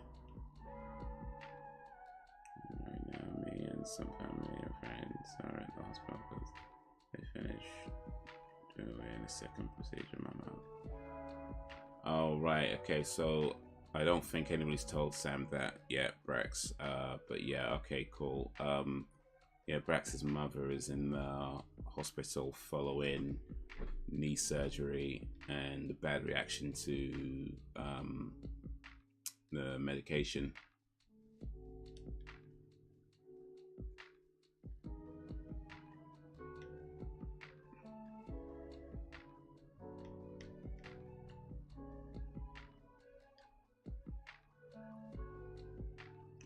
Most by the documentary at the early years of his life before the same.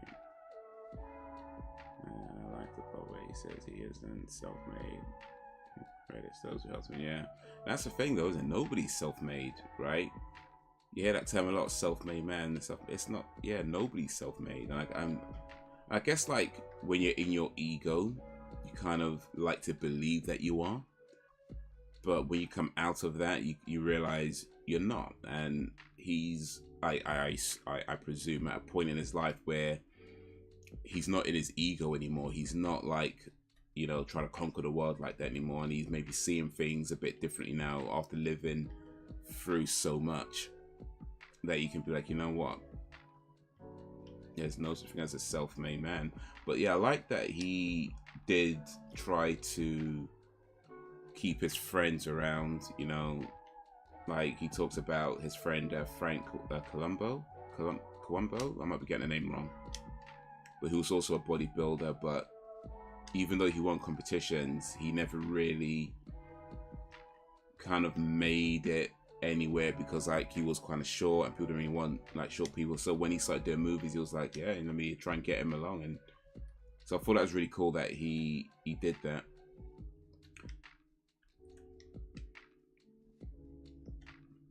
But then he talks about how he pretty much erased his own brother from his mind. And I guess that's a lot to do with not wanting to be attached to his past, you know. No, I think I'm going the wrong way, you know. You know, and trying to leave that whole kind of past behind him. And part of that meant you're not thinking about your brother, you're not thinking about your family. But then when his brother dies, it's like,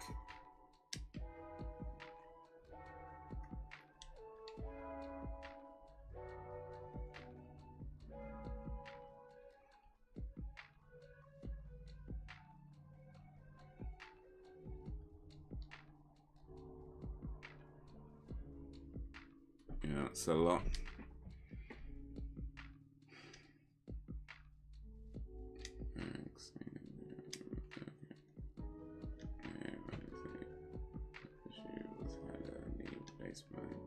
Last week Wednesday and late last night she started to throw up blood. Well, accessible 911 and she follows the ambulance.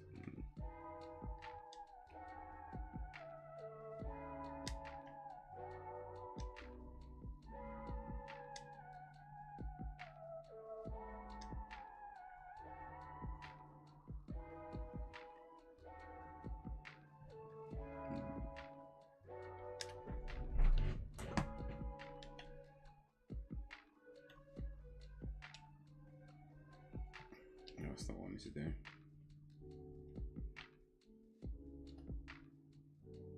Oh wait, can't I go in this no more?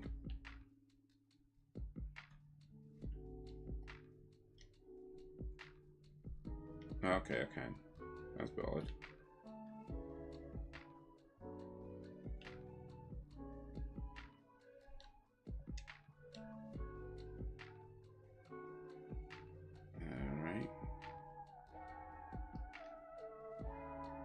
Gotta do some leveling, bro. Gotta do as much leveling as we can, bruh.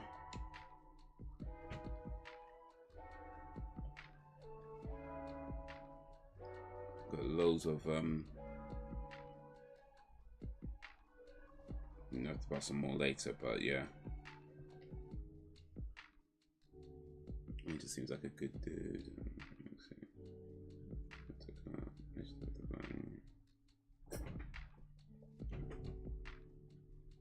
Yeah, hopefully it's nothing serious like any kind of clotting or anything like that. But yeah, I feel like Arnie's one of these guys that he's, well, I mean, we only see him from the movies, of course, from the documentary, so I don't want to talk like I know the guy, but he seems to me like somebody who's learned a lot of hard lessons over the years. You know what I mean? Like, he's made mistakes, he's gotten things wrong, and now he's just like learned a lot of like hard lessons and trying to do better for himself and his family, and owning up to mistakes and not making excuses for, you know, the things he's done, and just being like,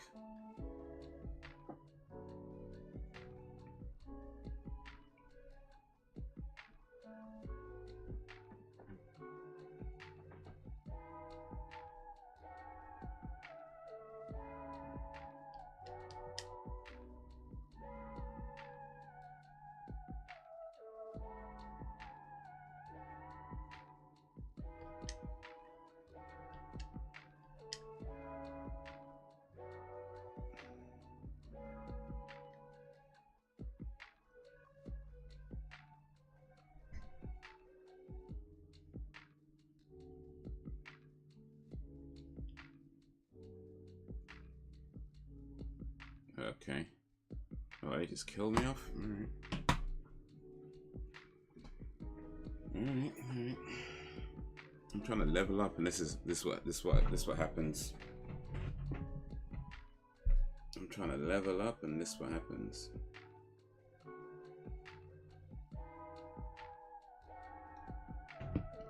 Say they would never want him to become president solely because he cheated on his wife. I mean, if that was bruh, if you I mean, don't get me wrong, I ain't trying to say that's a good thing or nothing, but if that was a reason to not be president, then there'd be a lot of presidents you need to strip off their presidency, you know what I'm saying? Like, there'll be quite a few presidents you need to be like, yeah, let's strip them off their presidency. But he does, I believe, qualify. I mean, he does qualify. He is eligible to run, is what I'm trying to say. Because he is an American citizen now, and he's been an American citizen for a long time. So, if he wanted to, I mean, I would say I don't think it's a good idea for him to be president just based on the fact that he's an old dude. You know what I mean? Like, I feel like, personally, I feel like anybody who runs a country shouldn't be older than like 50, you know, like I would vote for him. I don't live there. But aside from that, like if he was like say 45 or something, yeah, totally. But yeah, all these old people running the country, like, was it, they had like Trump, now they got Biden, like he's 80-year-old dudes. It's like, nah, it's not good. And there's other countries around the world where you got like old leaders, like people in their 70s, 80s and older, and it's never good. It's never good. It's just a bunch of old people. And don't get me wrong, I'm not saying young people are always better. Of course, there are young world leaders that are terrible as well. I ain't saying that, but at least you'd hope with younger leaders they'd be a bit more in tune with, you know, life and how people live and what's going on. With older leaders, they just seem to be like completely out of it, set in their ways. So yeah, I'd be like, that'd be my reservation. Just like you're an old dude, and plus it's a pretty intense job. Like, so yeah, that'd be my reservation. But aside from that, yeah, only for president all day, every day. And then he can do what he wants. Well, almost. Almost.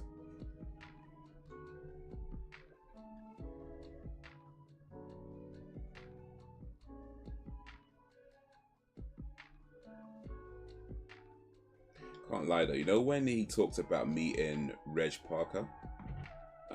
Like Reg Parker was like this guy who he practically idolized growing up, and you know, he saw him in the movies and he wanted to be like him. When he talks about meeting Reg Parker and meeting Reg Parker's wife, like, I was watching this documentary, like, you had sex with his wife, didn't you? Like, I was kind of expecting that in my head, like, he did it with Reg Parker. He didn't. Well. At least that's not in the documentary anyway, but it's just the way they sort of set it up in that documentary. I was like, God, he didn't, did he? Oh, jeez, he meets his idol and bangs his wife, didn't he?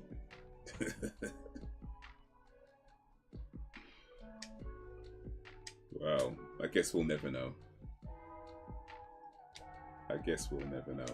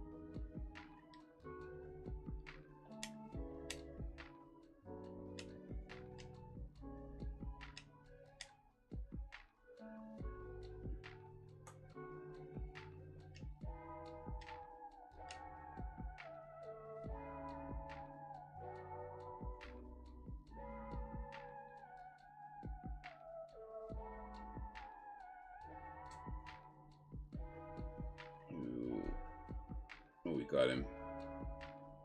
I don't think it's just the age though. I think like relatability is also an issue. Yeah, no, for sure. Like relatability, just being able to be. I feel like if you're gonna run a country, just my opinion, but I feel like if you're gonna run a country, you should be physically fit. Like I ain't saying you gotta be, you know, like an athlete, but you should have some kind of physical fitness because yeah, it's a pretty intense job. You definitely need to have mental fitness, right? You definitely need to have mental fitness, and yeah, like you need to be able to relate to the people, and not just the people that voted for you, but all the people. And of course, that doesn't mean that doesn't guarantee that you're going to get everything right. That doesn't guarantee everybody's going to like you and all that kind of stuff. But at the very least, you'd be a bit more in tune with what's going on in your country, how it affects the people living in your country, and hopefully that means that you'll be able to make better decisions that serve the people rather than, you know, stuff that serves people's pockets and makes their investors richer while everyone else suffers. Hopefully that's what it means.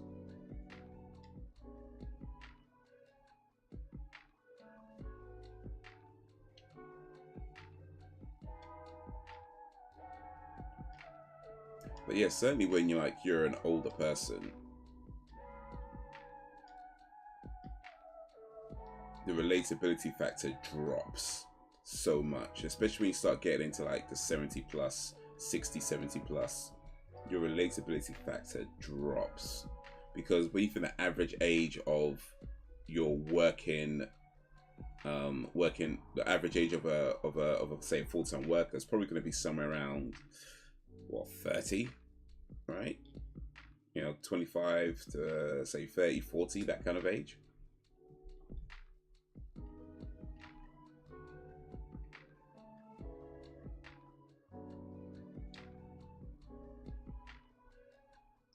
Does your average Brit have in common with the rich elites who attended Eton and everything? Right. And that's a lot of what we get.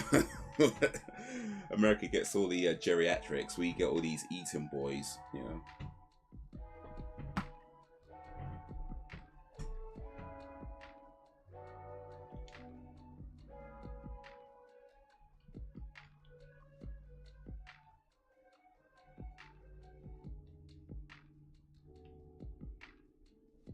We get all these Eton boys that have no clue how most people live. And here's the thing, like, even if you, of course, like, one person's not going to know how everybody lives, I get that. But the fact that they make no effort to really understand the people that they are supposed to be leading, you know, like, how can you be in charge of a country of 70 million people and have no clue how, what, 80%, I mean, I don't know what the exact number is, but let's say about 80-90% of those people live, and you don't even attempt to get to know?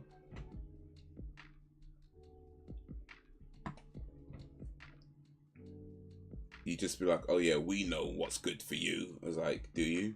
Do you really?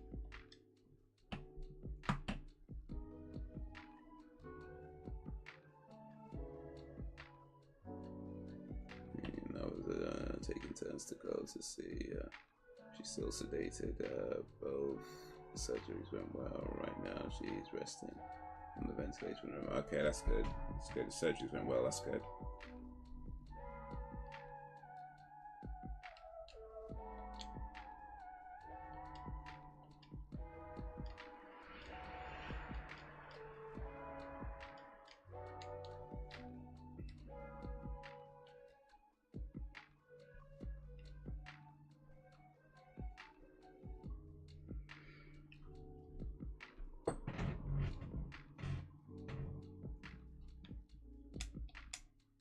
Right.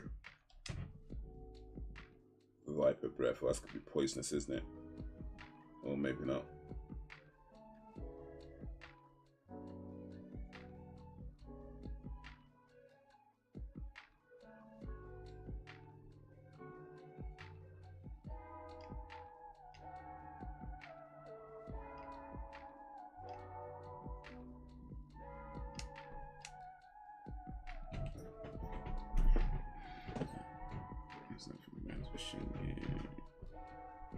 And your family was a lot of ranks indeed.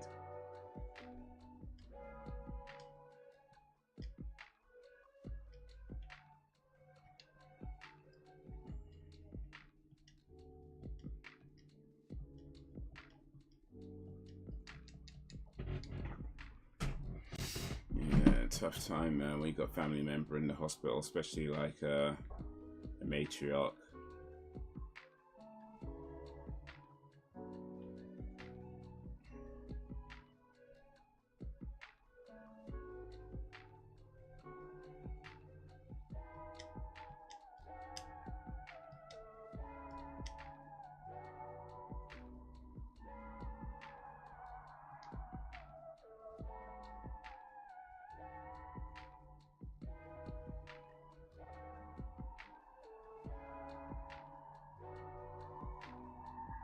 Oof.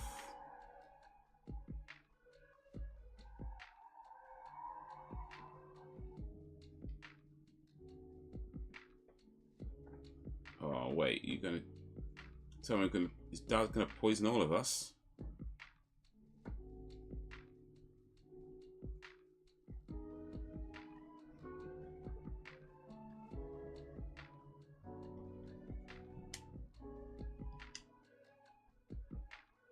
Oh, what?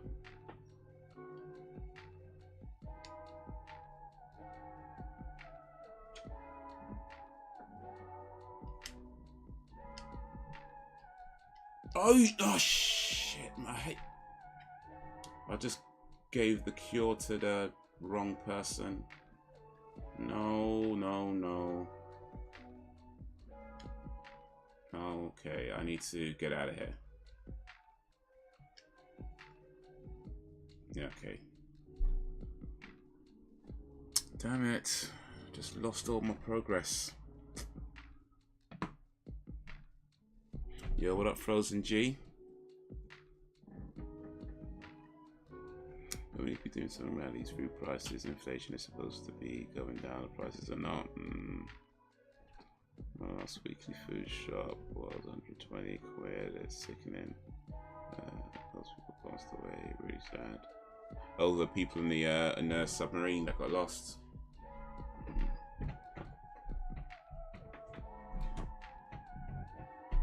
Yeah, man. Like it's been tough. Like with like loads of things was going up in price, and they're blaming it all on. Well, they was at least at one time blaming it all on the war on the Ukraine war and the knock-on effect of that. But I don't think that's the real truth. Certainly not the whole truth.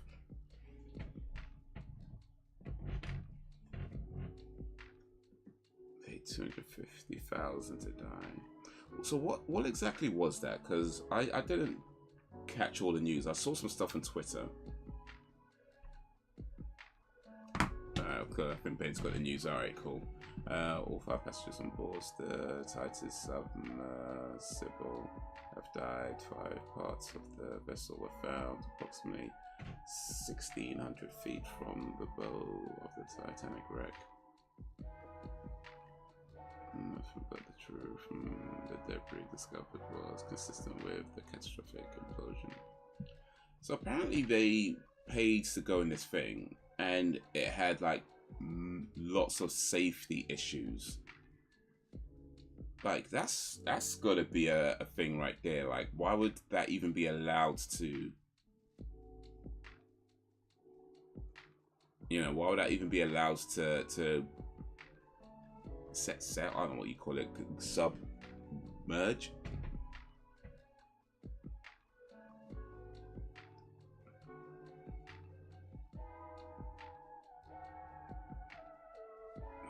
In the stomach area, I said the prescribed medication she's being taken for the knee surgery irritates the gastric surgery.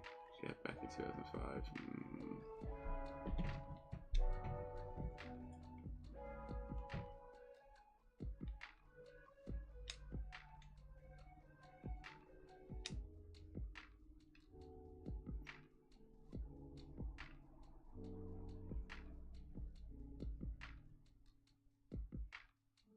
The Rear Admiral says he cannot confirm whether the bodies can be recovered, saying it is an incredibly unforgiving environment. Yes, 12,000 feet. That is crazy, bro.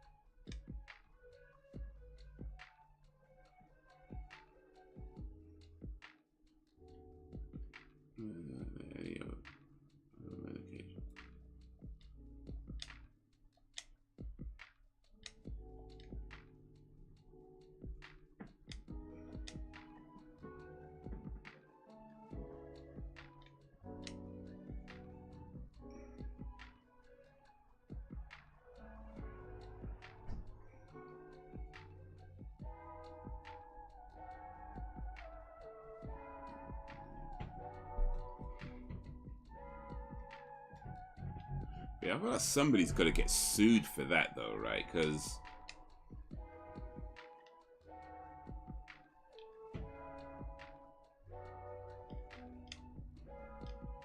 how are you paying £250,000 for a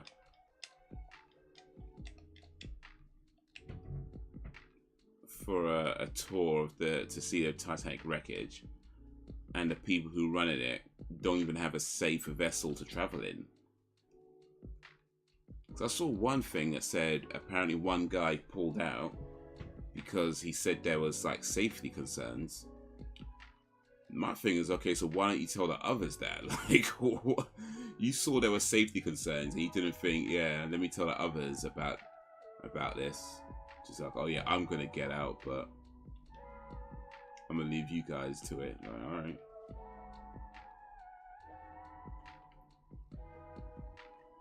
There's that one guy who apparently went to a Blink-182 concert while his stepdad was trapped in this thing.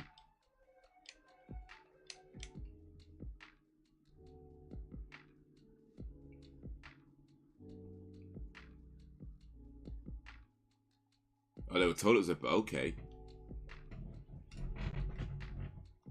So they were warned, don't do this. And they were like,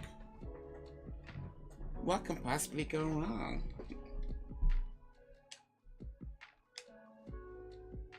Bruh. How about everything?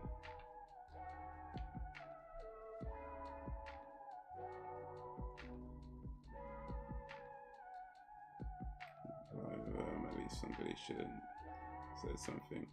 Well, you know, didn't James Cameron go down to see the Titanic wreckage? So how come they should use his company? Like, why get some back alley whatever when James Cameron's companies are right there?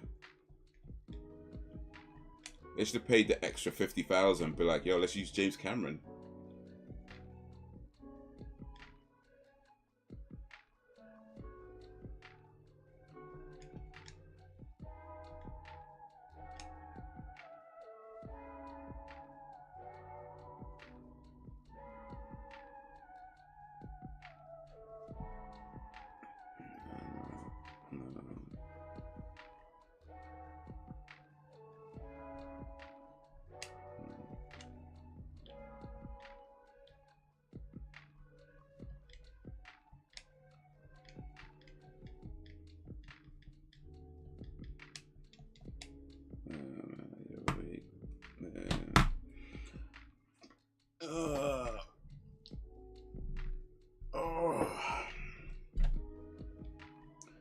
Yo, speaking of billionaires, you guys hear about Elon Musk and Mark Zuckerberg agreeing to a cage fight?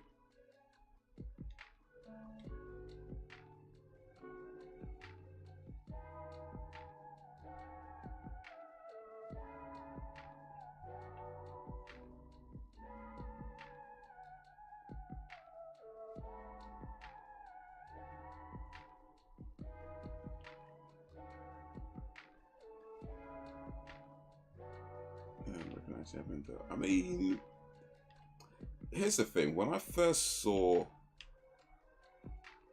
that, I saw somebody pull up a picture of it, and I thought it was one of these joke pictures, right? And then I see it in news, and just about every news site is reporting on it. I'm like, oh, it's not a joke. They actually agreed to a cage fight. I mean, never say never, right? Never say never. Stranger things have happened, so why not, right? I kind of hope it does, though. I ain't gonna lie, I kind of hope it does. Like, it'd be stupid, silly, probably highly embarrassing for both of them. Maybe at least one of them, maybe even both of them. But I ain't gonna lie, if they do it, I will watch it. Like, if they actually fight, I will watch it. I'll watch it. I would say that, at a guess, Mark Zuckerberg will probably win. Apparently, he does, like, you know, he trains in martial arts and things like that on his spare time. So my guess is that he'd probably win if they actually fight. But we'll see, man. We'll see.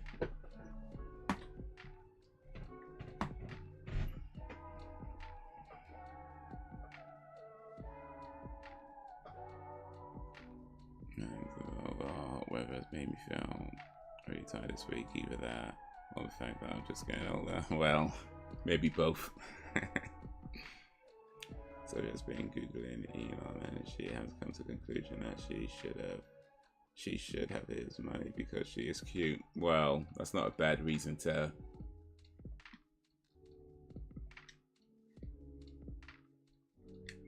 You know what? Never mind. Never mind. I just realized that would just sound way worse than I intended it to sound. So let me just stop talking.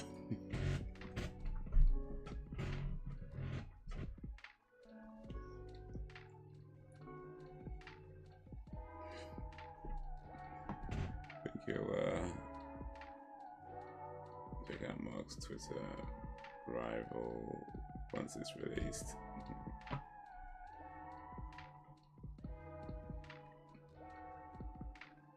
Mark's Twitter rival.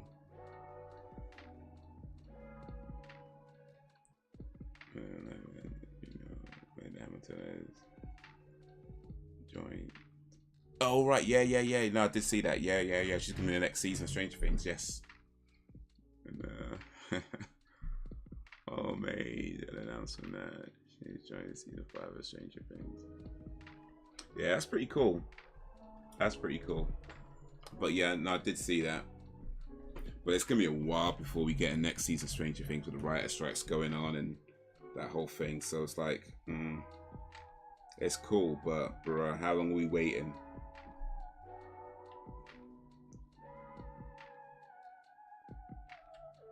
But yeah, give Sophie all Elon Musk's money, because when she's queen one day, she's gonna need all that money.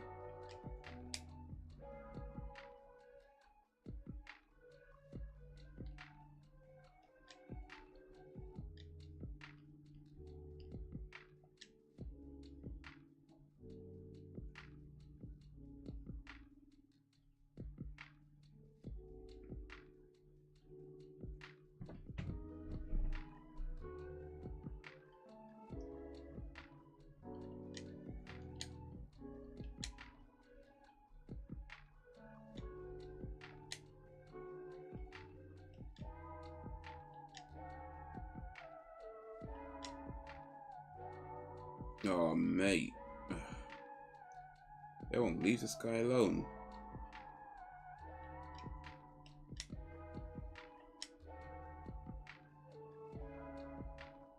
How does this guy take off so much health?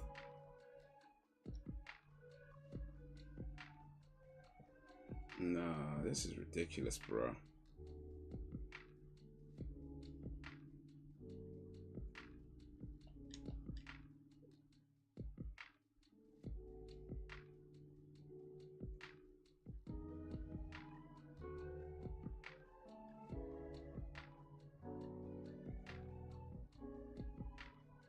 How's he getting more? Yeah, Mark Zuckerberg is going to do a carbon copy of Twitter, apparently. Oh, okay. What's he gonna call it? Twitter? Or Fitter? Actually, no, Fitter might be a better name. Fitter. You've heard of Twitter? Now get Fitter. I mean, I would say I probably won't. I feel like I'm okay as far as social media sites go.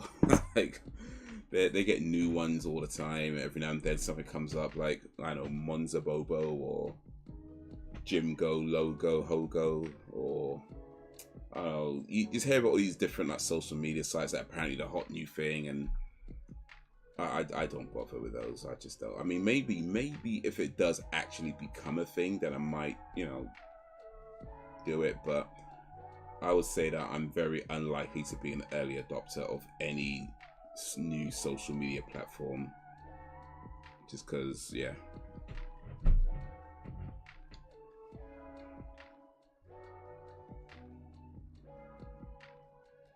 Like even TikTok, when I heard about that, I was like, I'm good.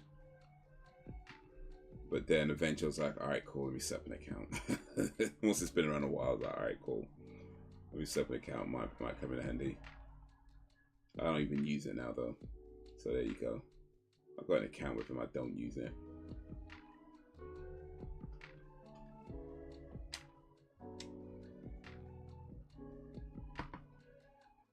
Oh, these things die off after initial buzz, exactly. They get a whole bunch of like, you know, buzz. Everybody's like, oh yeah, this is a new thing. Everybody come join me on. There was one that I heard about a little while ago when Elon Musk bought Twitter, and everybody was like, oh, I'm gonna leave Twitter and go to this thing, and everybody was like talking about it. I don't know if they're still around anymore, but I'm pretty sure all those people are back on Twitter by now. So you know what I mean? Everybody's like, yeah, I'm gonna leave Twitter for this, and it's like, no, I still see you posting. It's all good. It's all good. That's why I never make these announcements. I'm leaving this platform. Like, I never do that because you'd be right back. In 2 weeks from now, you'd be right back. I don't need to announce when I'm leaving. I don't need to announce I'm taking a break. I don't need, you know what I mean? I don't need to do none of that. Just leave if you ever leave.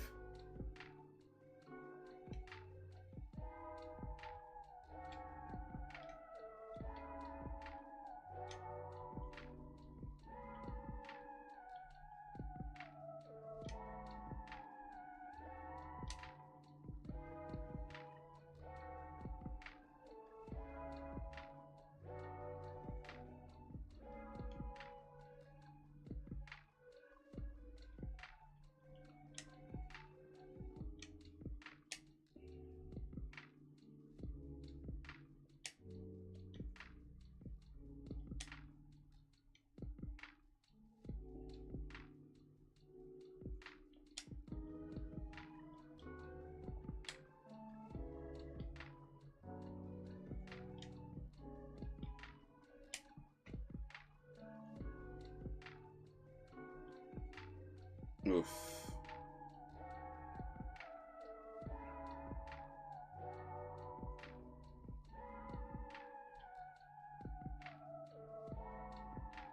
Oh, mate. This guy, though.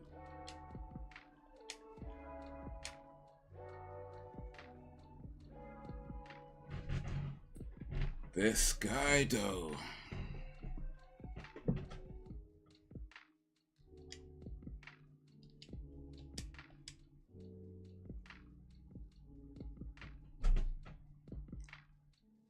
Microsoft has admitted they lost a console war. Well, I mean, they're not really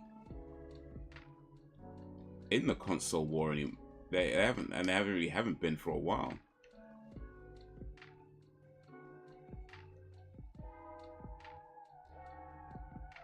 Like, they don't. I mean, they're less about having a console and more about having a platform, right? So it doesn't matter if Xbox Series whatever doesn't sell, because they're more about the platform, you know, the Xbox platform. So you got the consoles, you've got the PC, and you've got the cloud. So yeah, it doesn't matter if Sony sell more consoles or whoever sells more consoles. They're more concerned about the platform. That's the whole thing about Game Pass. It puts you on a platform and into their ecosystem. So yeah, they could admit they lost the console war, but what it really comes down to, or what it could potentially come down to, is who's actually playing the games. Because if you have, I don't know, 100 million people who bought a PlayStation 5, but then there's 200 million people signed up to Xbox Game Pass, you know what I mean? It's like, if they're over there. So yeah, I feel like the console war thing is somewhat a thing of the past now. It's more about the platform and the ecosystem, and Sony, I think, are realizing that with the way they restructured PlayStation Plus. But yeah, we'll see. We'll see.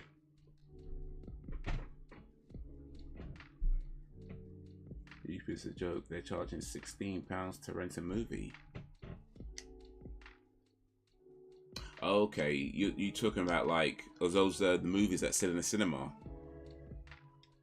That if you talk about those types of movies, that's not YouTube pricing. That's just how they're priced. But movies that still in the cinema, yeah, they'll cost about £15-16 to rent. If they're out of the cinema, then you'll see them drop down to about £4 or £5, maybe £3.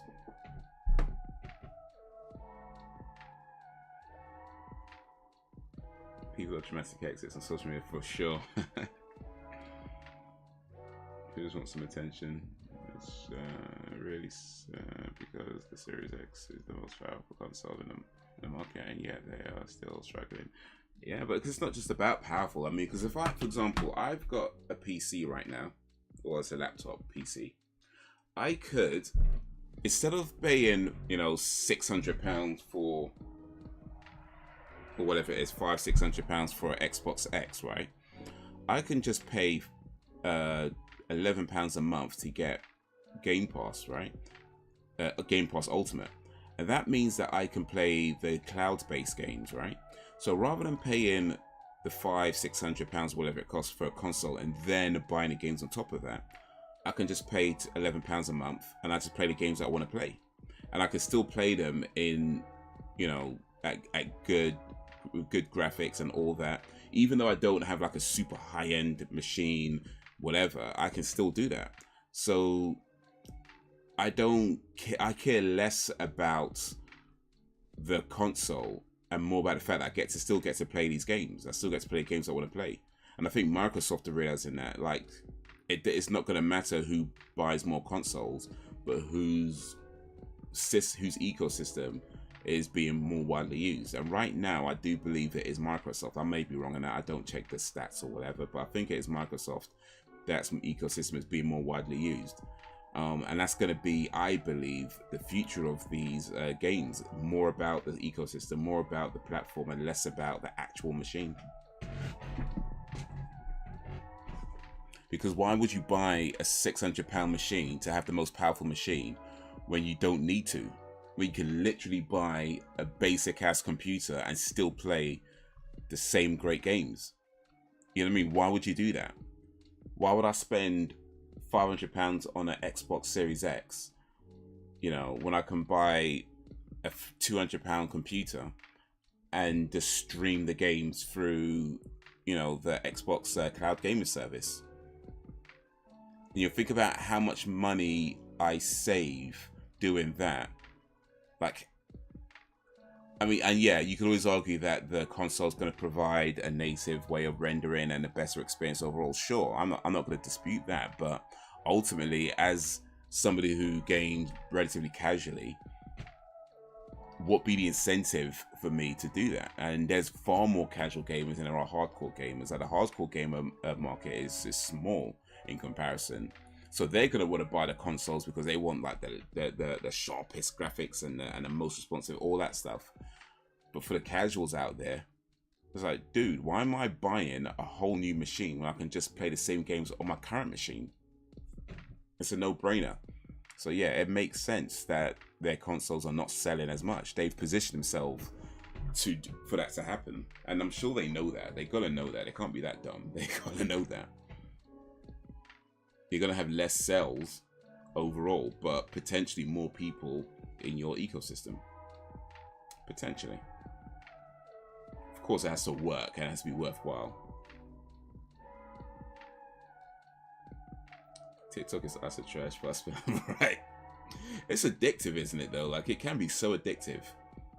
It can be so addictive. TikTok, like, you could be on that. You could be like, all right, let me. I've got 5 minutes before the bus comes. Let me just check a few things. Before you know it, like 20 buses have gone by, and you still sit as things just like. Yeah, they know what they're doing. That platform. Whoever designed the algorithm and on that, they knew exactly what they were doing. They don't have the same quality as Sony. You know, that's true. They don't. They don't. But Sony don't have the same resources as Microsoft. So Sony rely on quality games, right? But quality games take time. Like, you're not getting a top quality game every 6 months. You're getting a top quality game maybe every couple of years, maybe, right? Microsoft can churn out a bunch of crap because it's good enough, right? And then rely on their quality games to come every so often. You know, they're playing different.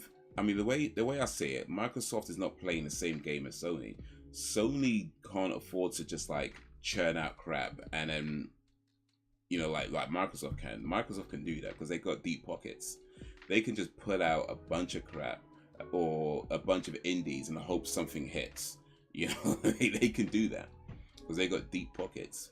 So they're playing different games and different strategies. And so you have to rely on the fact that their games are typically considered of a higher quality, but you're not gonna get a quality game like that every 6 months. You're gonna be waiting a while, and in the meantime, what are you doing? What are you doing? You're probably gonna be on Microsoft, because even though they don't have all the quality games, they're not terrible, right? It's not that they're not complete garbage, and they're good enough.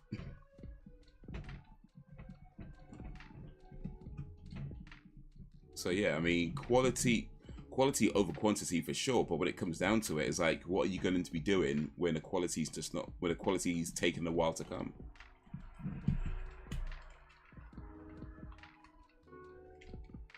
Game Pass adds 7 new games. Their focus on Game Pass. Starfield is coming to Game Pass. Yeah, Game Pass is not streaming the game. It depends which version, which level you got. If you got a top version of Game Pass, the Game Pass Ultimate, you can stream games over the cloud, but only with the Ultimate package. If the other versions, you got to download it. So 25 years to make. 25 years, boy, it better be good. It better be good. Imagine that game take 25 years to make and it's just utter garbage, bro. That game better be good. 25 years to make, raw. Okay.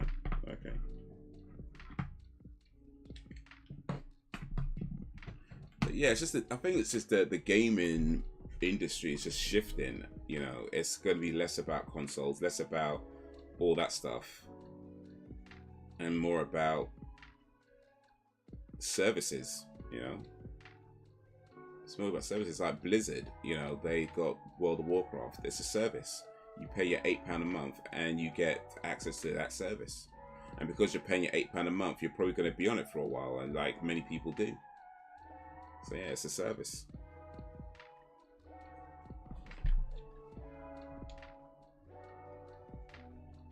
It's all about the service. I ain't gonna lie, I'm not interested in Starfield. That game, I haven't seen much of it. I haven't heard a whole lot about it. I haven't read anything about it. Apparently it's a space game, space exploration game. It does not interest me. Never say never, of course, but as it is right now, I don't feel like I care too much for whatever Starfield is offering. So yeah.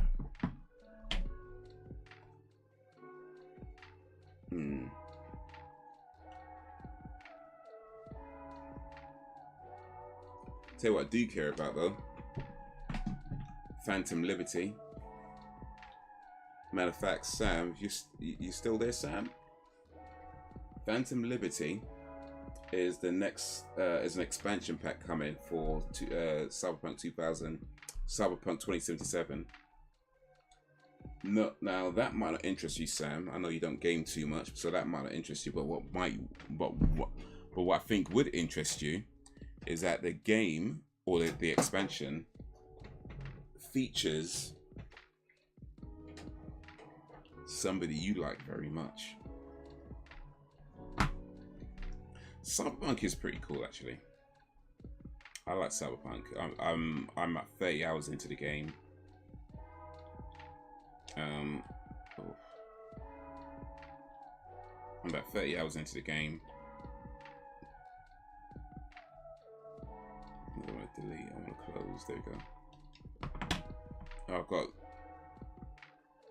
long to go, I'm sure.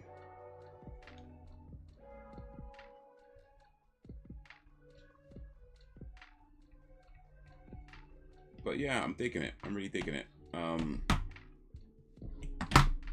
Wow. Rather than telling you, let me shows you. Let me see if they've done a good enough job on their graphics for you to recognize who it is. I'm not gonna ask, no, slightly. Okay, this might wake you up. This might wake you up then.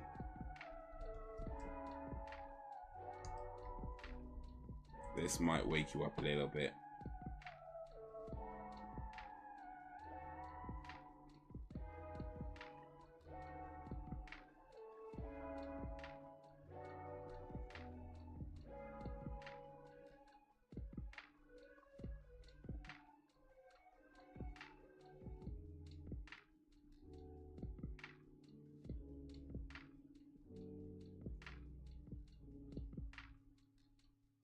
Oh, flipping out. I wouldn't do that.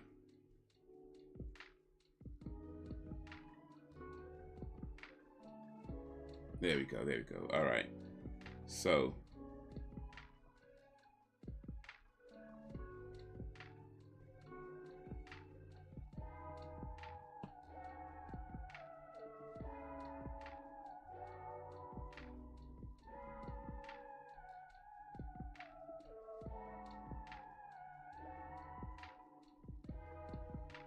Recognize this guy?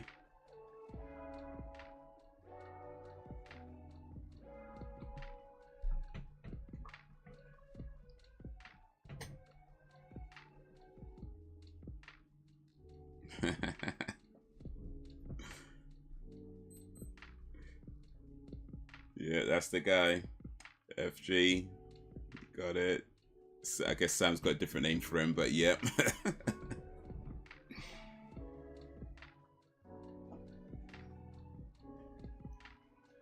He's going to be in the next expansion pack coming September, I believe it's coming out actually. So not that long now, about a few months. Hopefully I would have finished playing the main game before this comes out. Because from what I'm reading, there's a whole bunch of updates to it.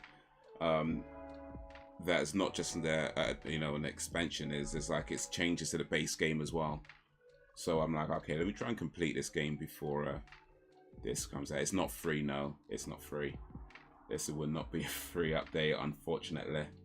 But you know what, though? If it's as much as they're saying it is, I don't mind that they're charging for the update. I don't mind at all, because if it's as much as they're saying it, if they're doing as much as they're saying it is,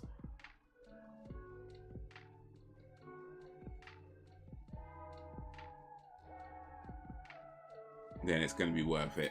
It's like 30 quid They're gonna for the update, but it's gonna be worth it, I think. From what I'm reading about it, I think it's totally gonna be worth the 30 quid. Tasty.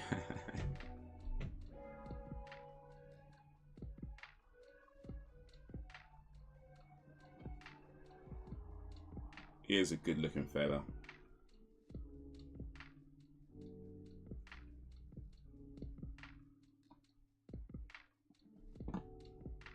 Looks like he's going to be a major part of it as well. Like he's quite a lot of things coming up here.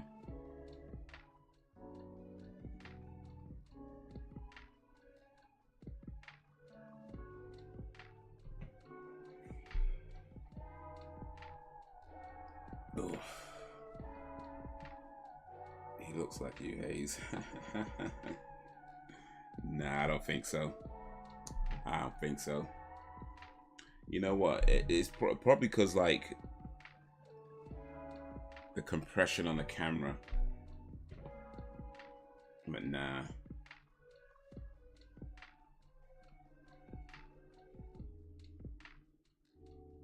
I don't think so.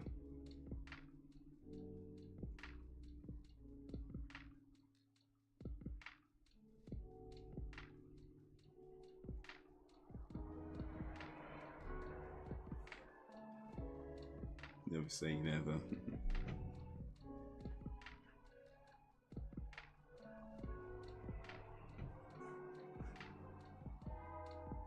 I think maybe if I like I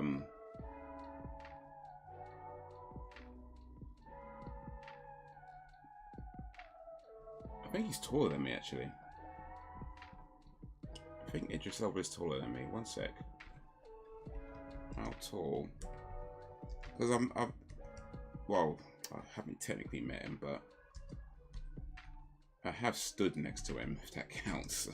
I'm pretty sure he's taller than me.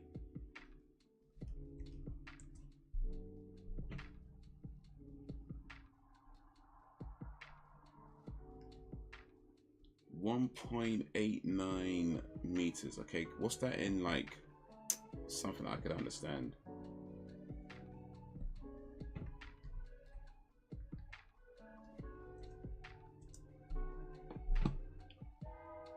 That is 6.2. That's just over 6 foot. That's just over 6 foot. Yes, he's a little bit taller than me. He's a bit taller than me. So I'm maybe like just about, maybe a little bit under the 6 foot mark. So yeah, he's a bit taller than me.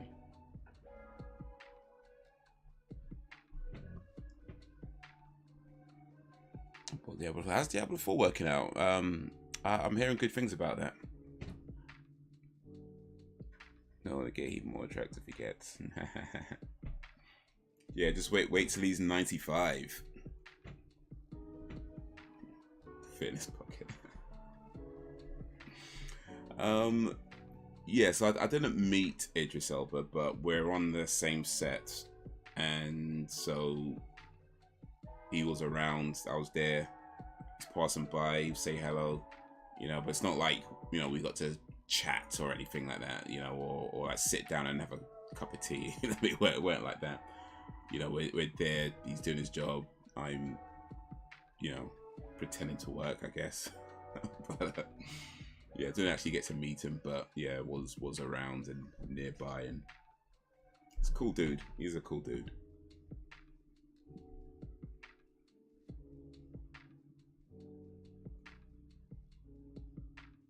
Oh, speaking of Idris, though, have you seen Luther, The Fallen Sun? It's on Netflix. If you haven't,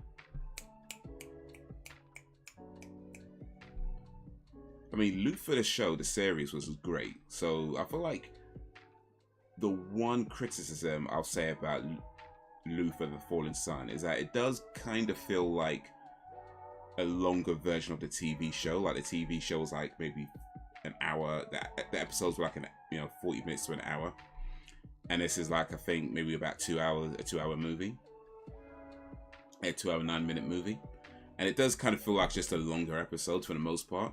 That being said, if you know how good the episodes Luther was, that's not really a complaint. You know what I mean? That's not really something to be upset about.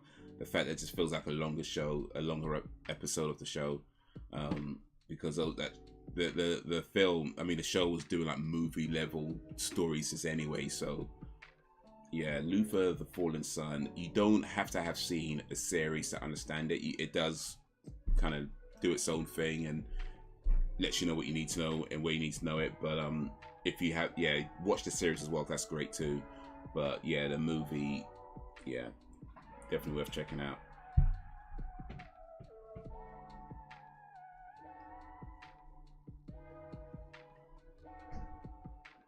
That's why I'm filled with AJ, and I look at you and think I could have had Idris. Okay, so that's what it is. I'm discount Idris Elba. Okay, cool. I can live with that. I'm Idris Elba if you. I'm what you get if you order Idris Elba on Wish. Okay.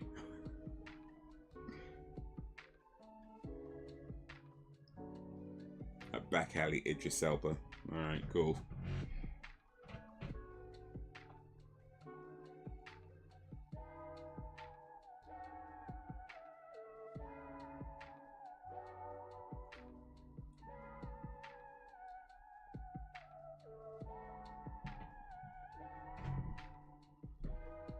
I'm what you get when your mum says, "We got Idris Elba at home."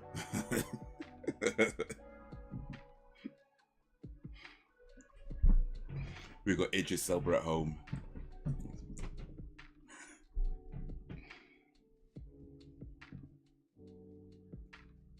It's on Netflix, by the way. Frozen Gamer, it's on Netflix.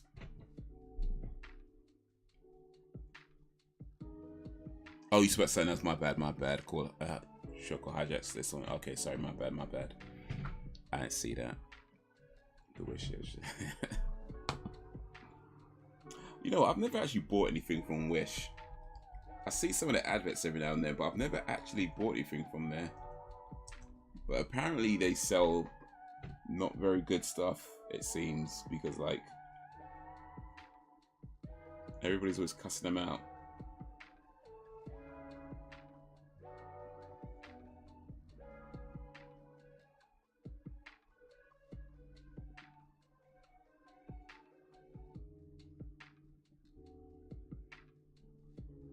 I don't need to sign up to this just yet.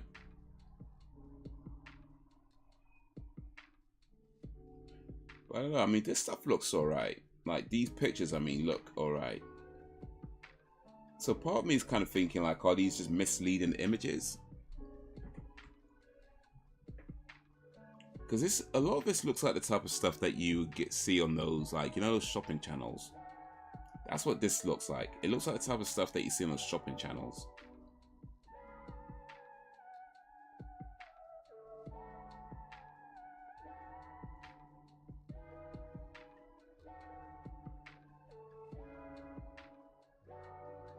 But yeah, I guess it's all like you get what you pay for type thing. They make it look nicer than what it actually is. Maybe.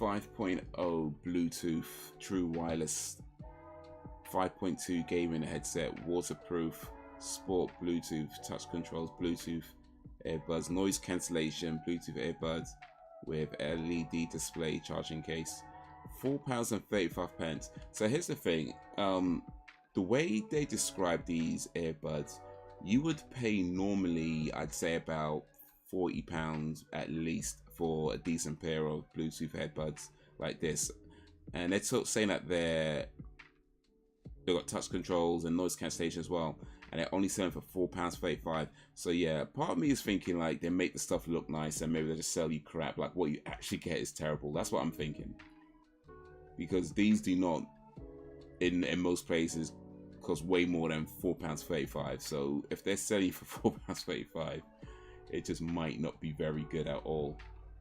is what I'm thinking.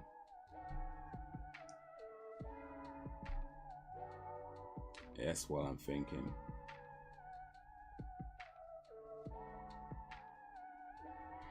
You know, Ben, I suppose you do put up with my quirky personality, but still could have had Idris. Well, you look at me and think, I could have had Idris. I look at you and I think, yeah,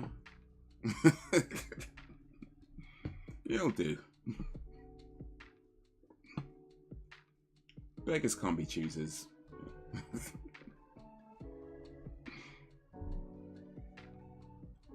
At least you still got all your teeth, you know. Well, actually, I don't know. Do you have all your teeth? Just assuming things out here.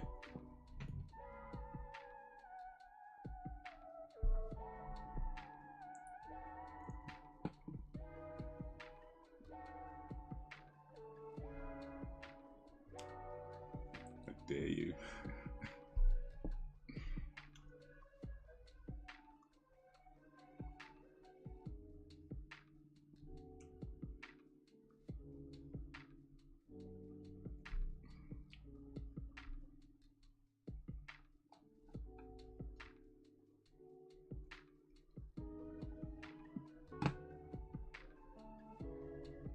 I look at you and I think, well, at least it's a human this time.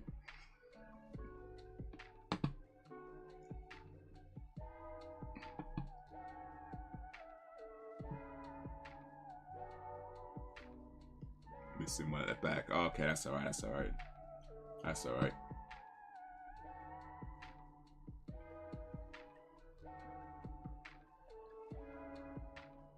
Actually, that's pretty good if you're only missing just one. I think I'm missing...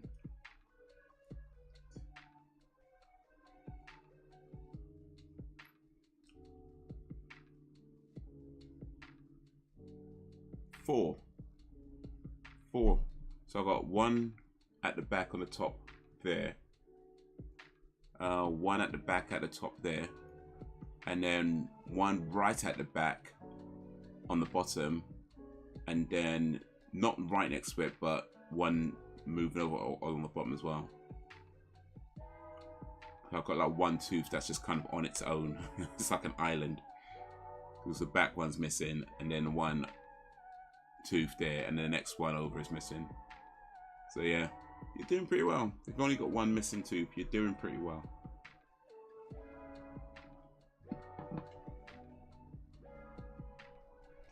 Alright, that's my question for the guys real quick before we end the stream today. How many missing teeth do you have? Sam's only got one. I've got 4. Anybody beating 4?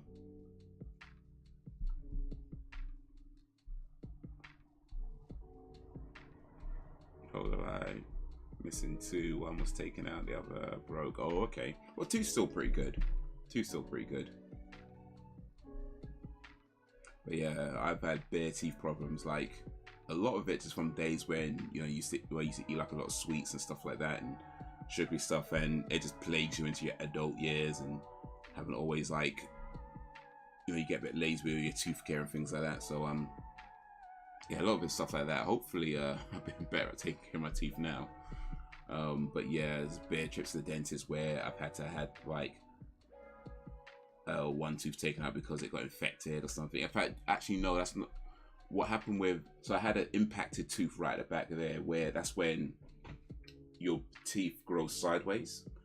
And so the tooth that was impacted, that grew sideways, that tooth itself was fine. It was not a problem with it. But because it was growing sideways, it pushed it into the tooth next to it, right? And what they had to then do was take out, because it was pushing into it, it was causing that to become infected because it was like cracking. So they had to take out the impacted tooth. So that's the one that was right at the back at the bottom. They had to take that out. And then with the one that it pushed into, they just cleaned out the infected area and just filled it with some stuff to, you know, fill in.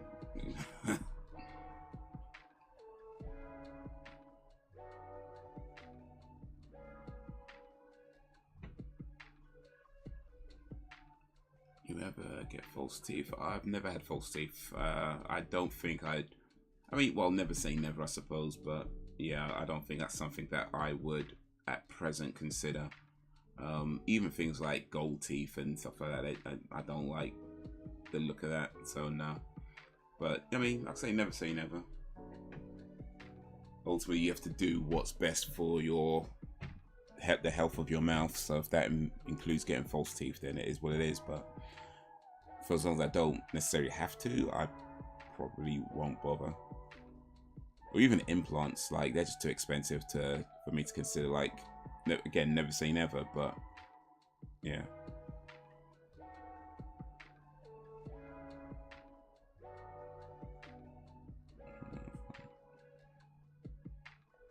Still in here. I'm trying to open a bottle lid. Bloody hell, Sam. Yeah. There's a technique to that. There's a technique to that. Like yeah, I've seen people do it. I've seen plenty of people do it. There's a technique to that, but bruh.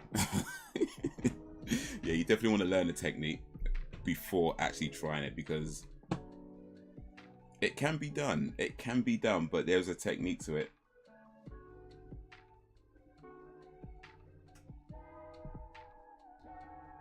Let me see here.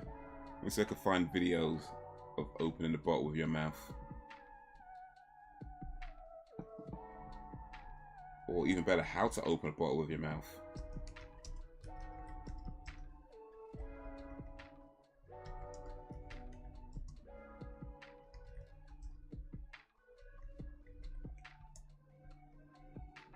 Because it can be done. I've seen people do it.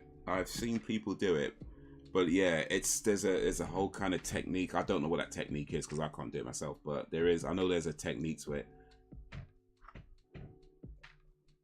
Okay, here we go. How to open a bottle. Okay, this should do. Oof, where's mine?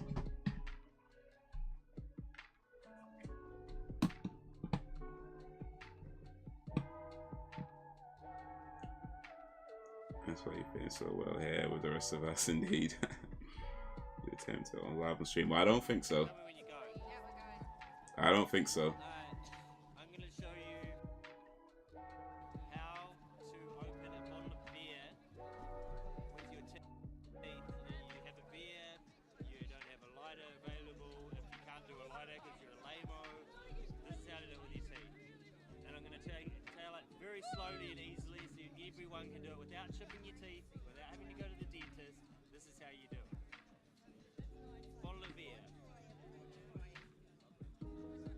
This tooth here, it's your canine on the bottom. Canine on the bottom of your teeth. On the beer here, there's these little ringy little lippy bits. Each one of them underneath has a small little gap. You put your canine in the gap, and then you put your other teeth on top of the bottle. And you press down, and now you squeeze the cap with your teeth, not hard, and then you very slowly lift the bottle in a very slow way. It's a very gentle process. It's not, I'm gonna rip it off. It's very gentle. It's like this. Very gentle. Just like that. See, it's off. You see? And that's how you would do it. Now you know.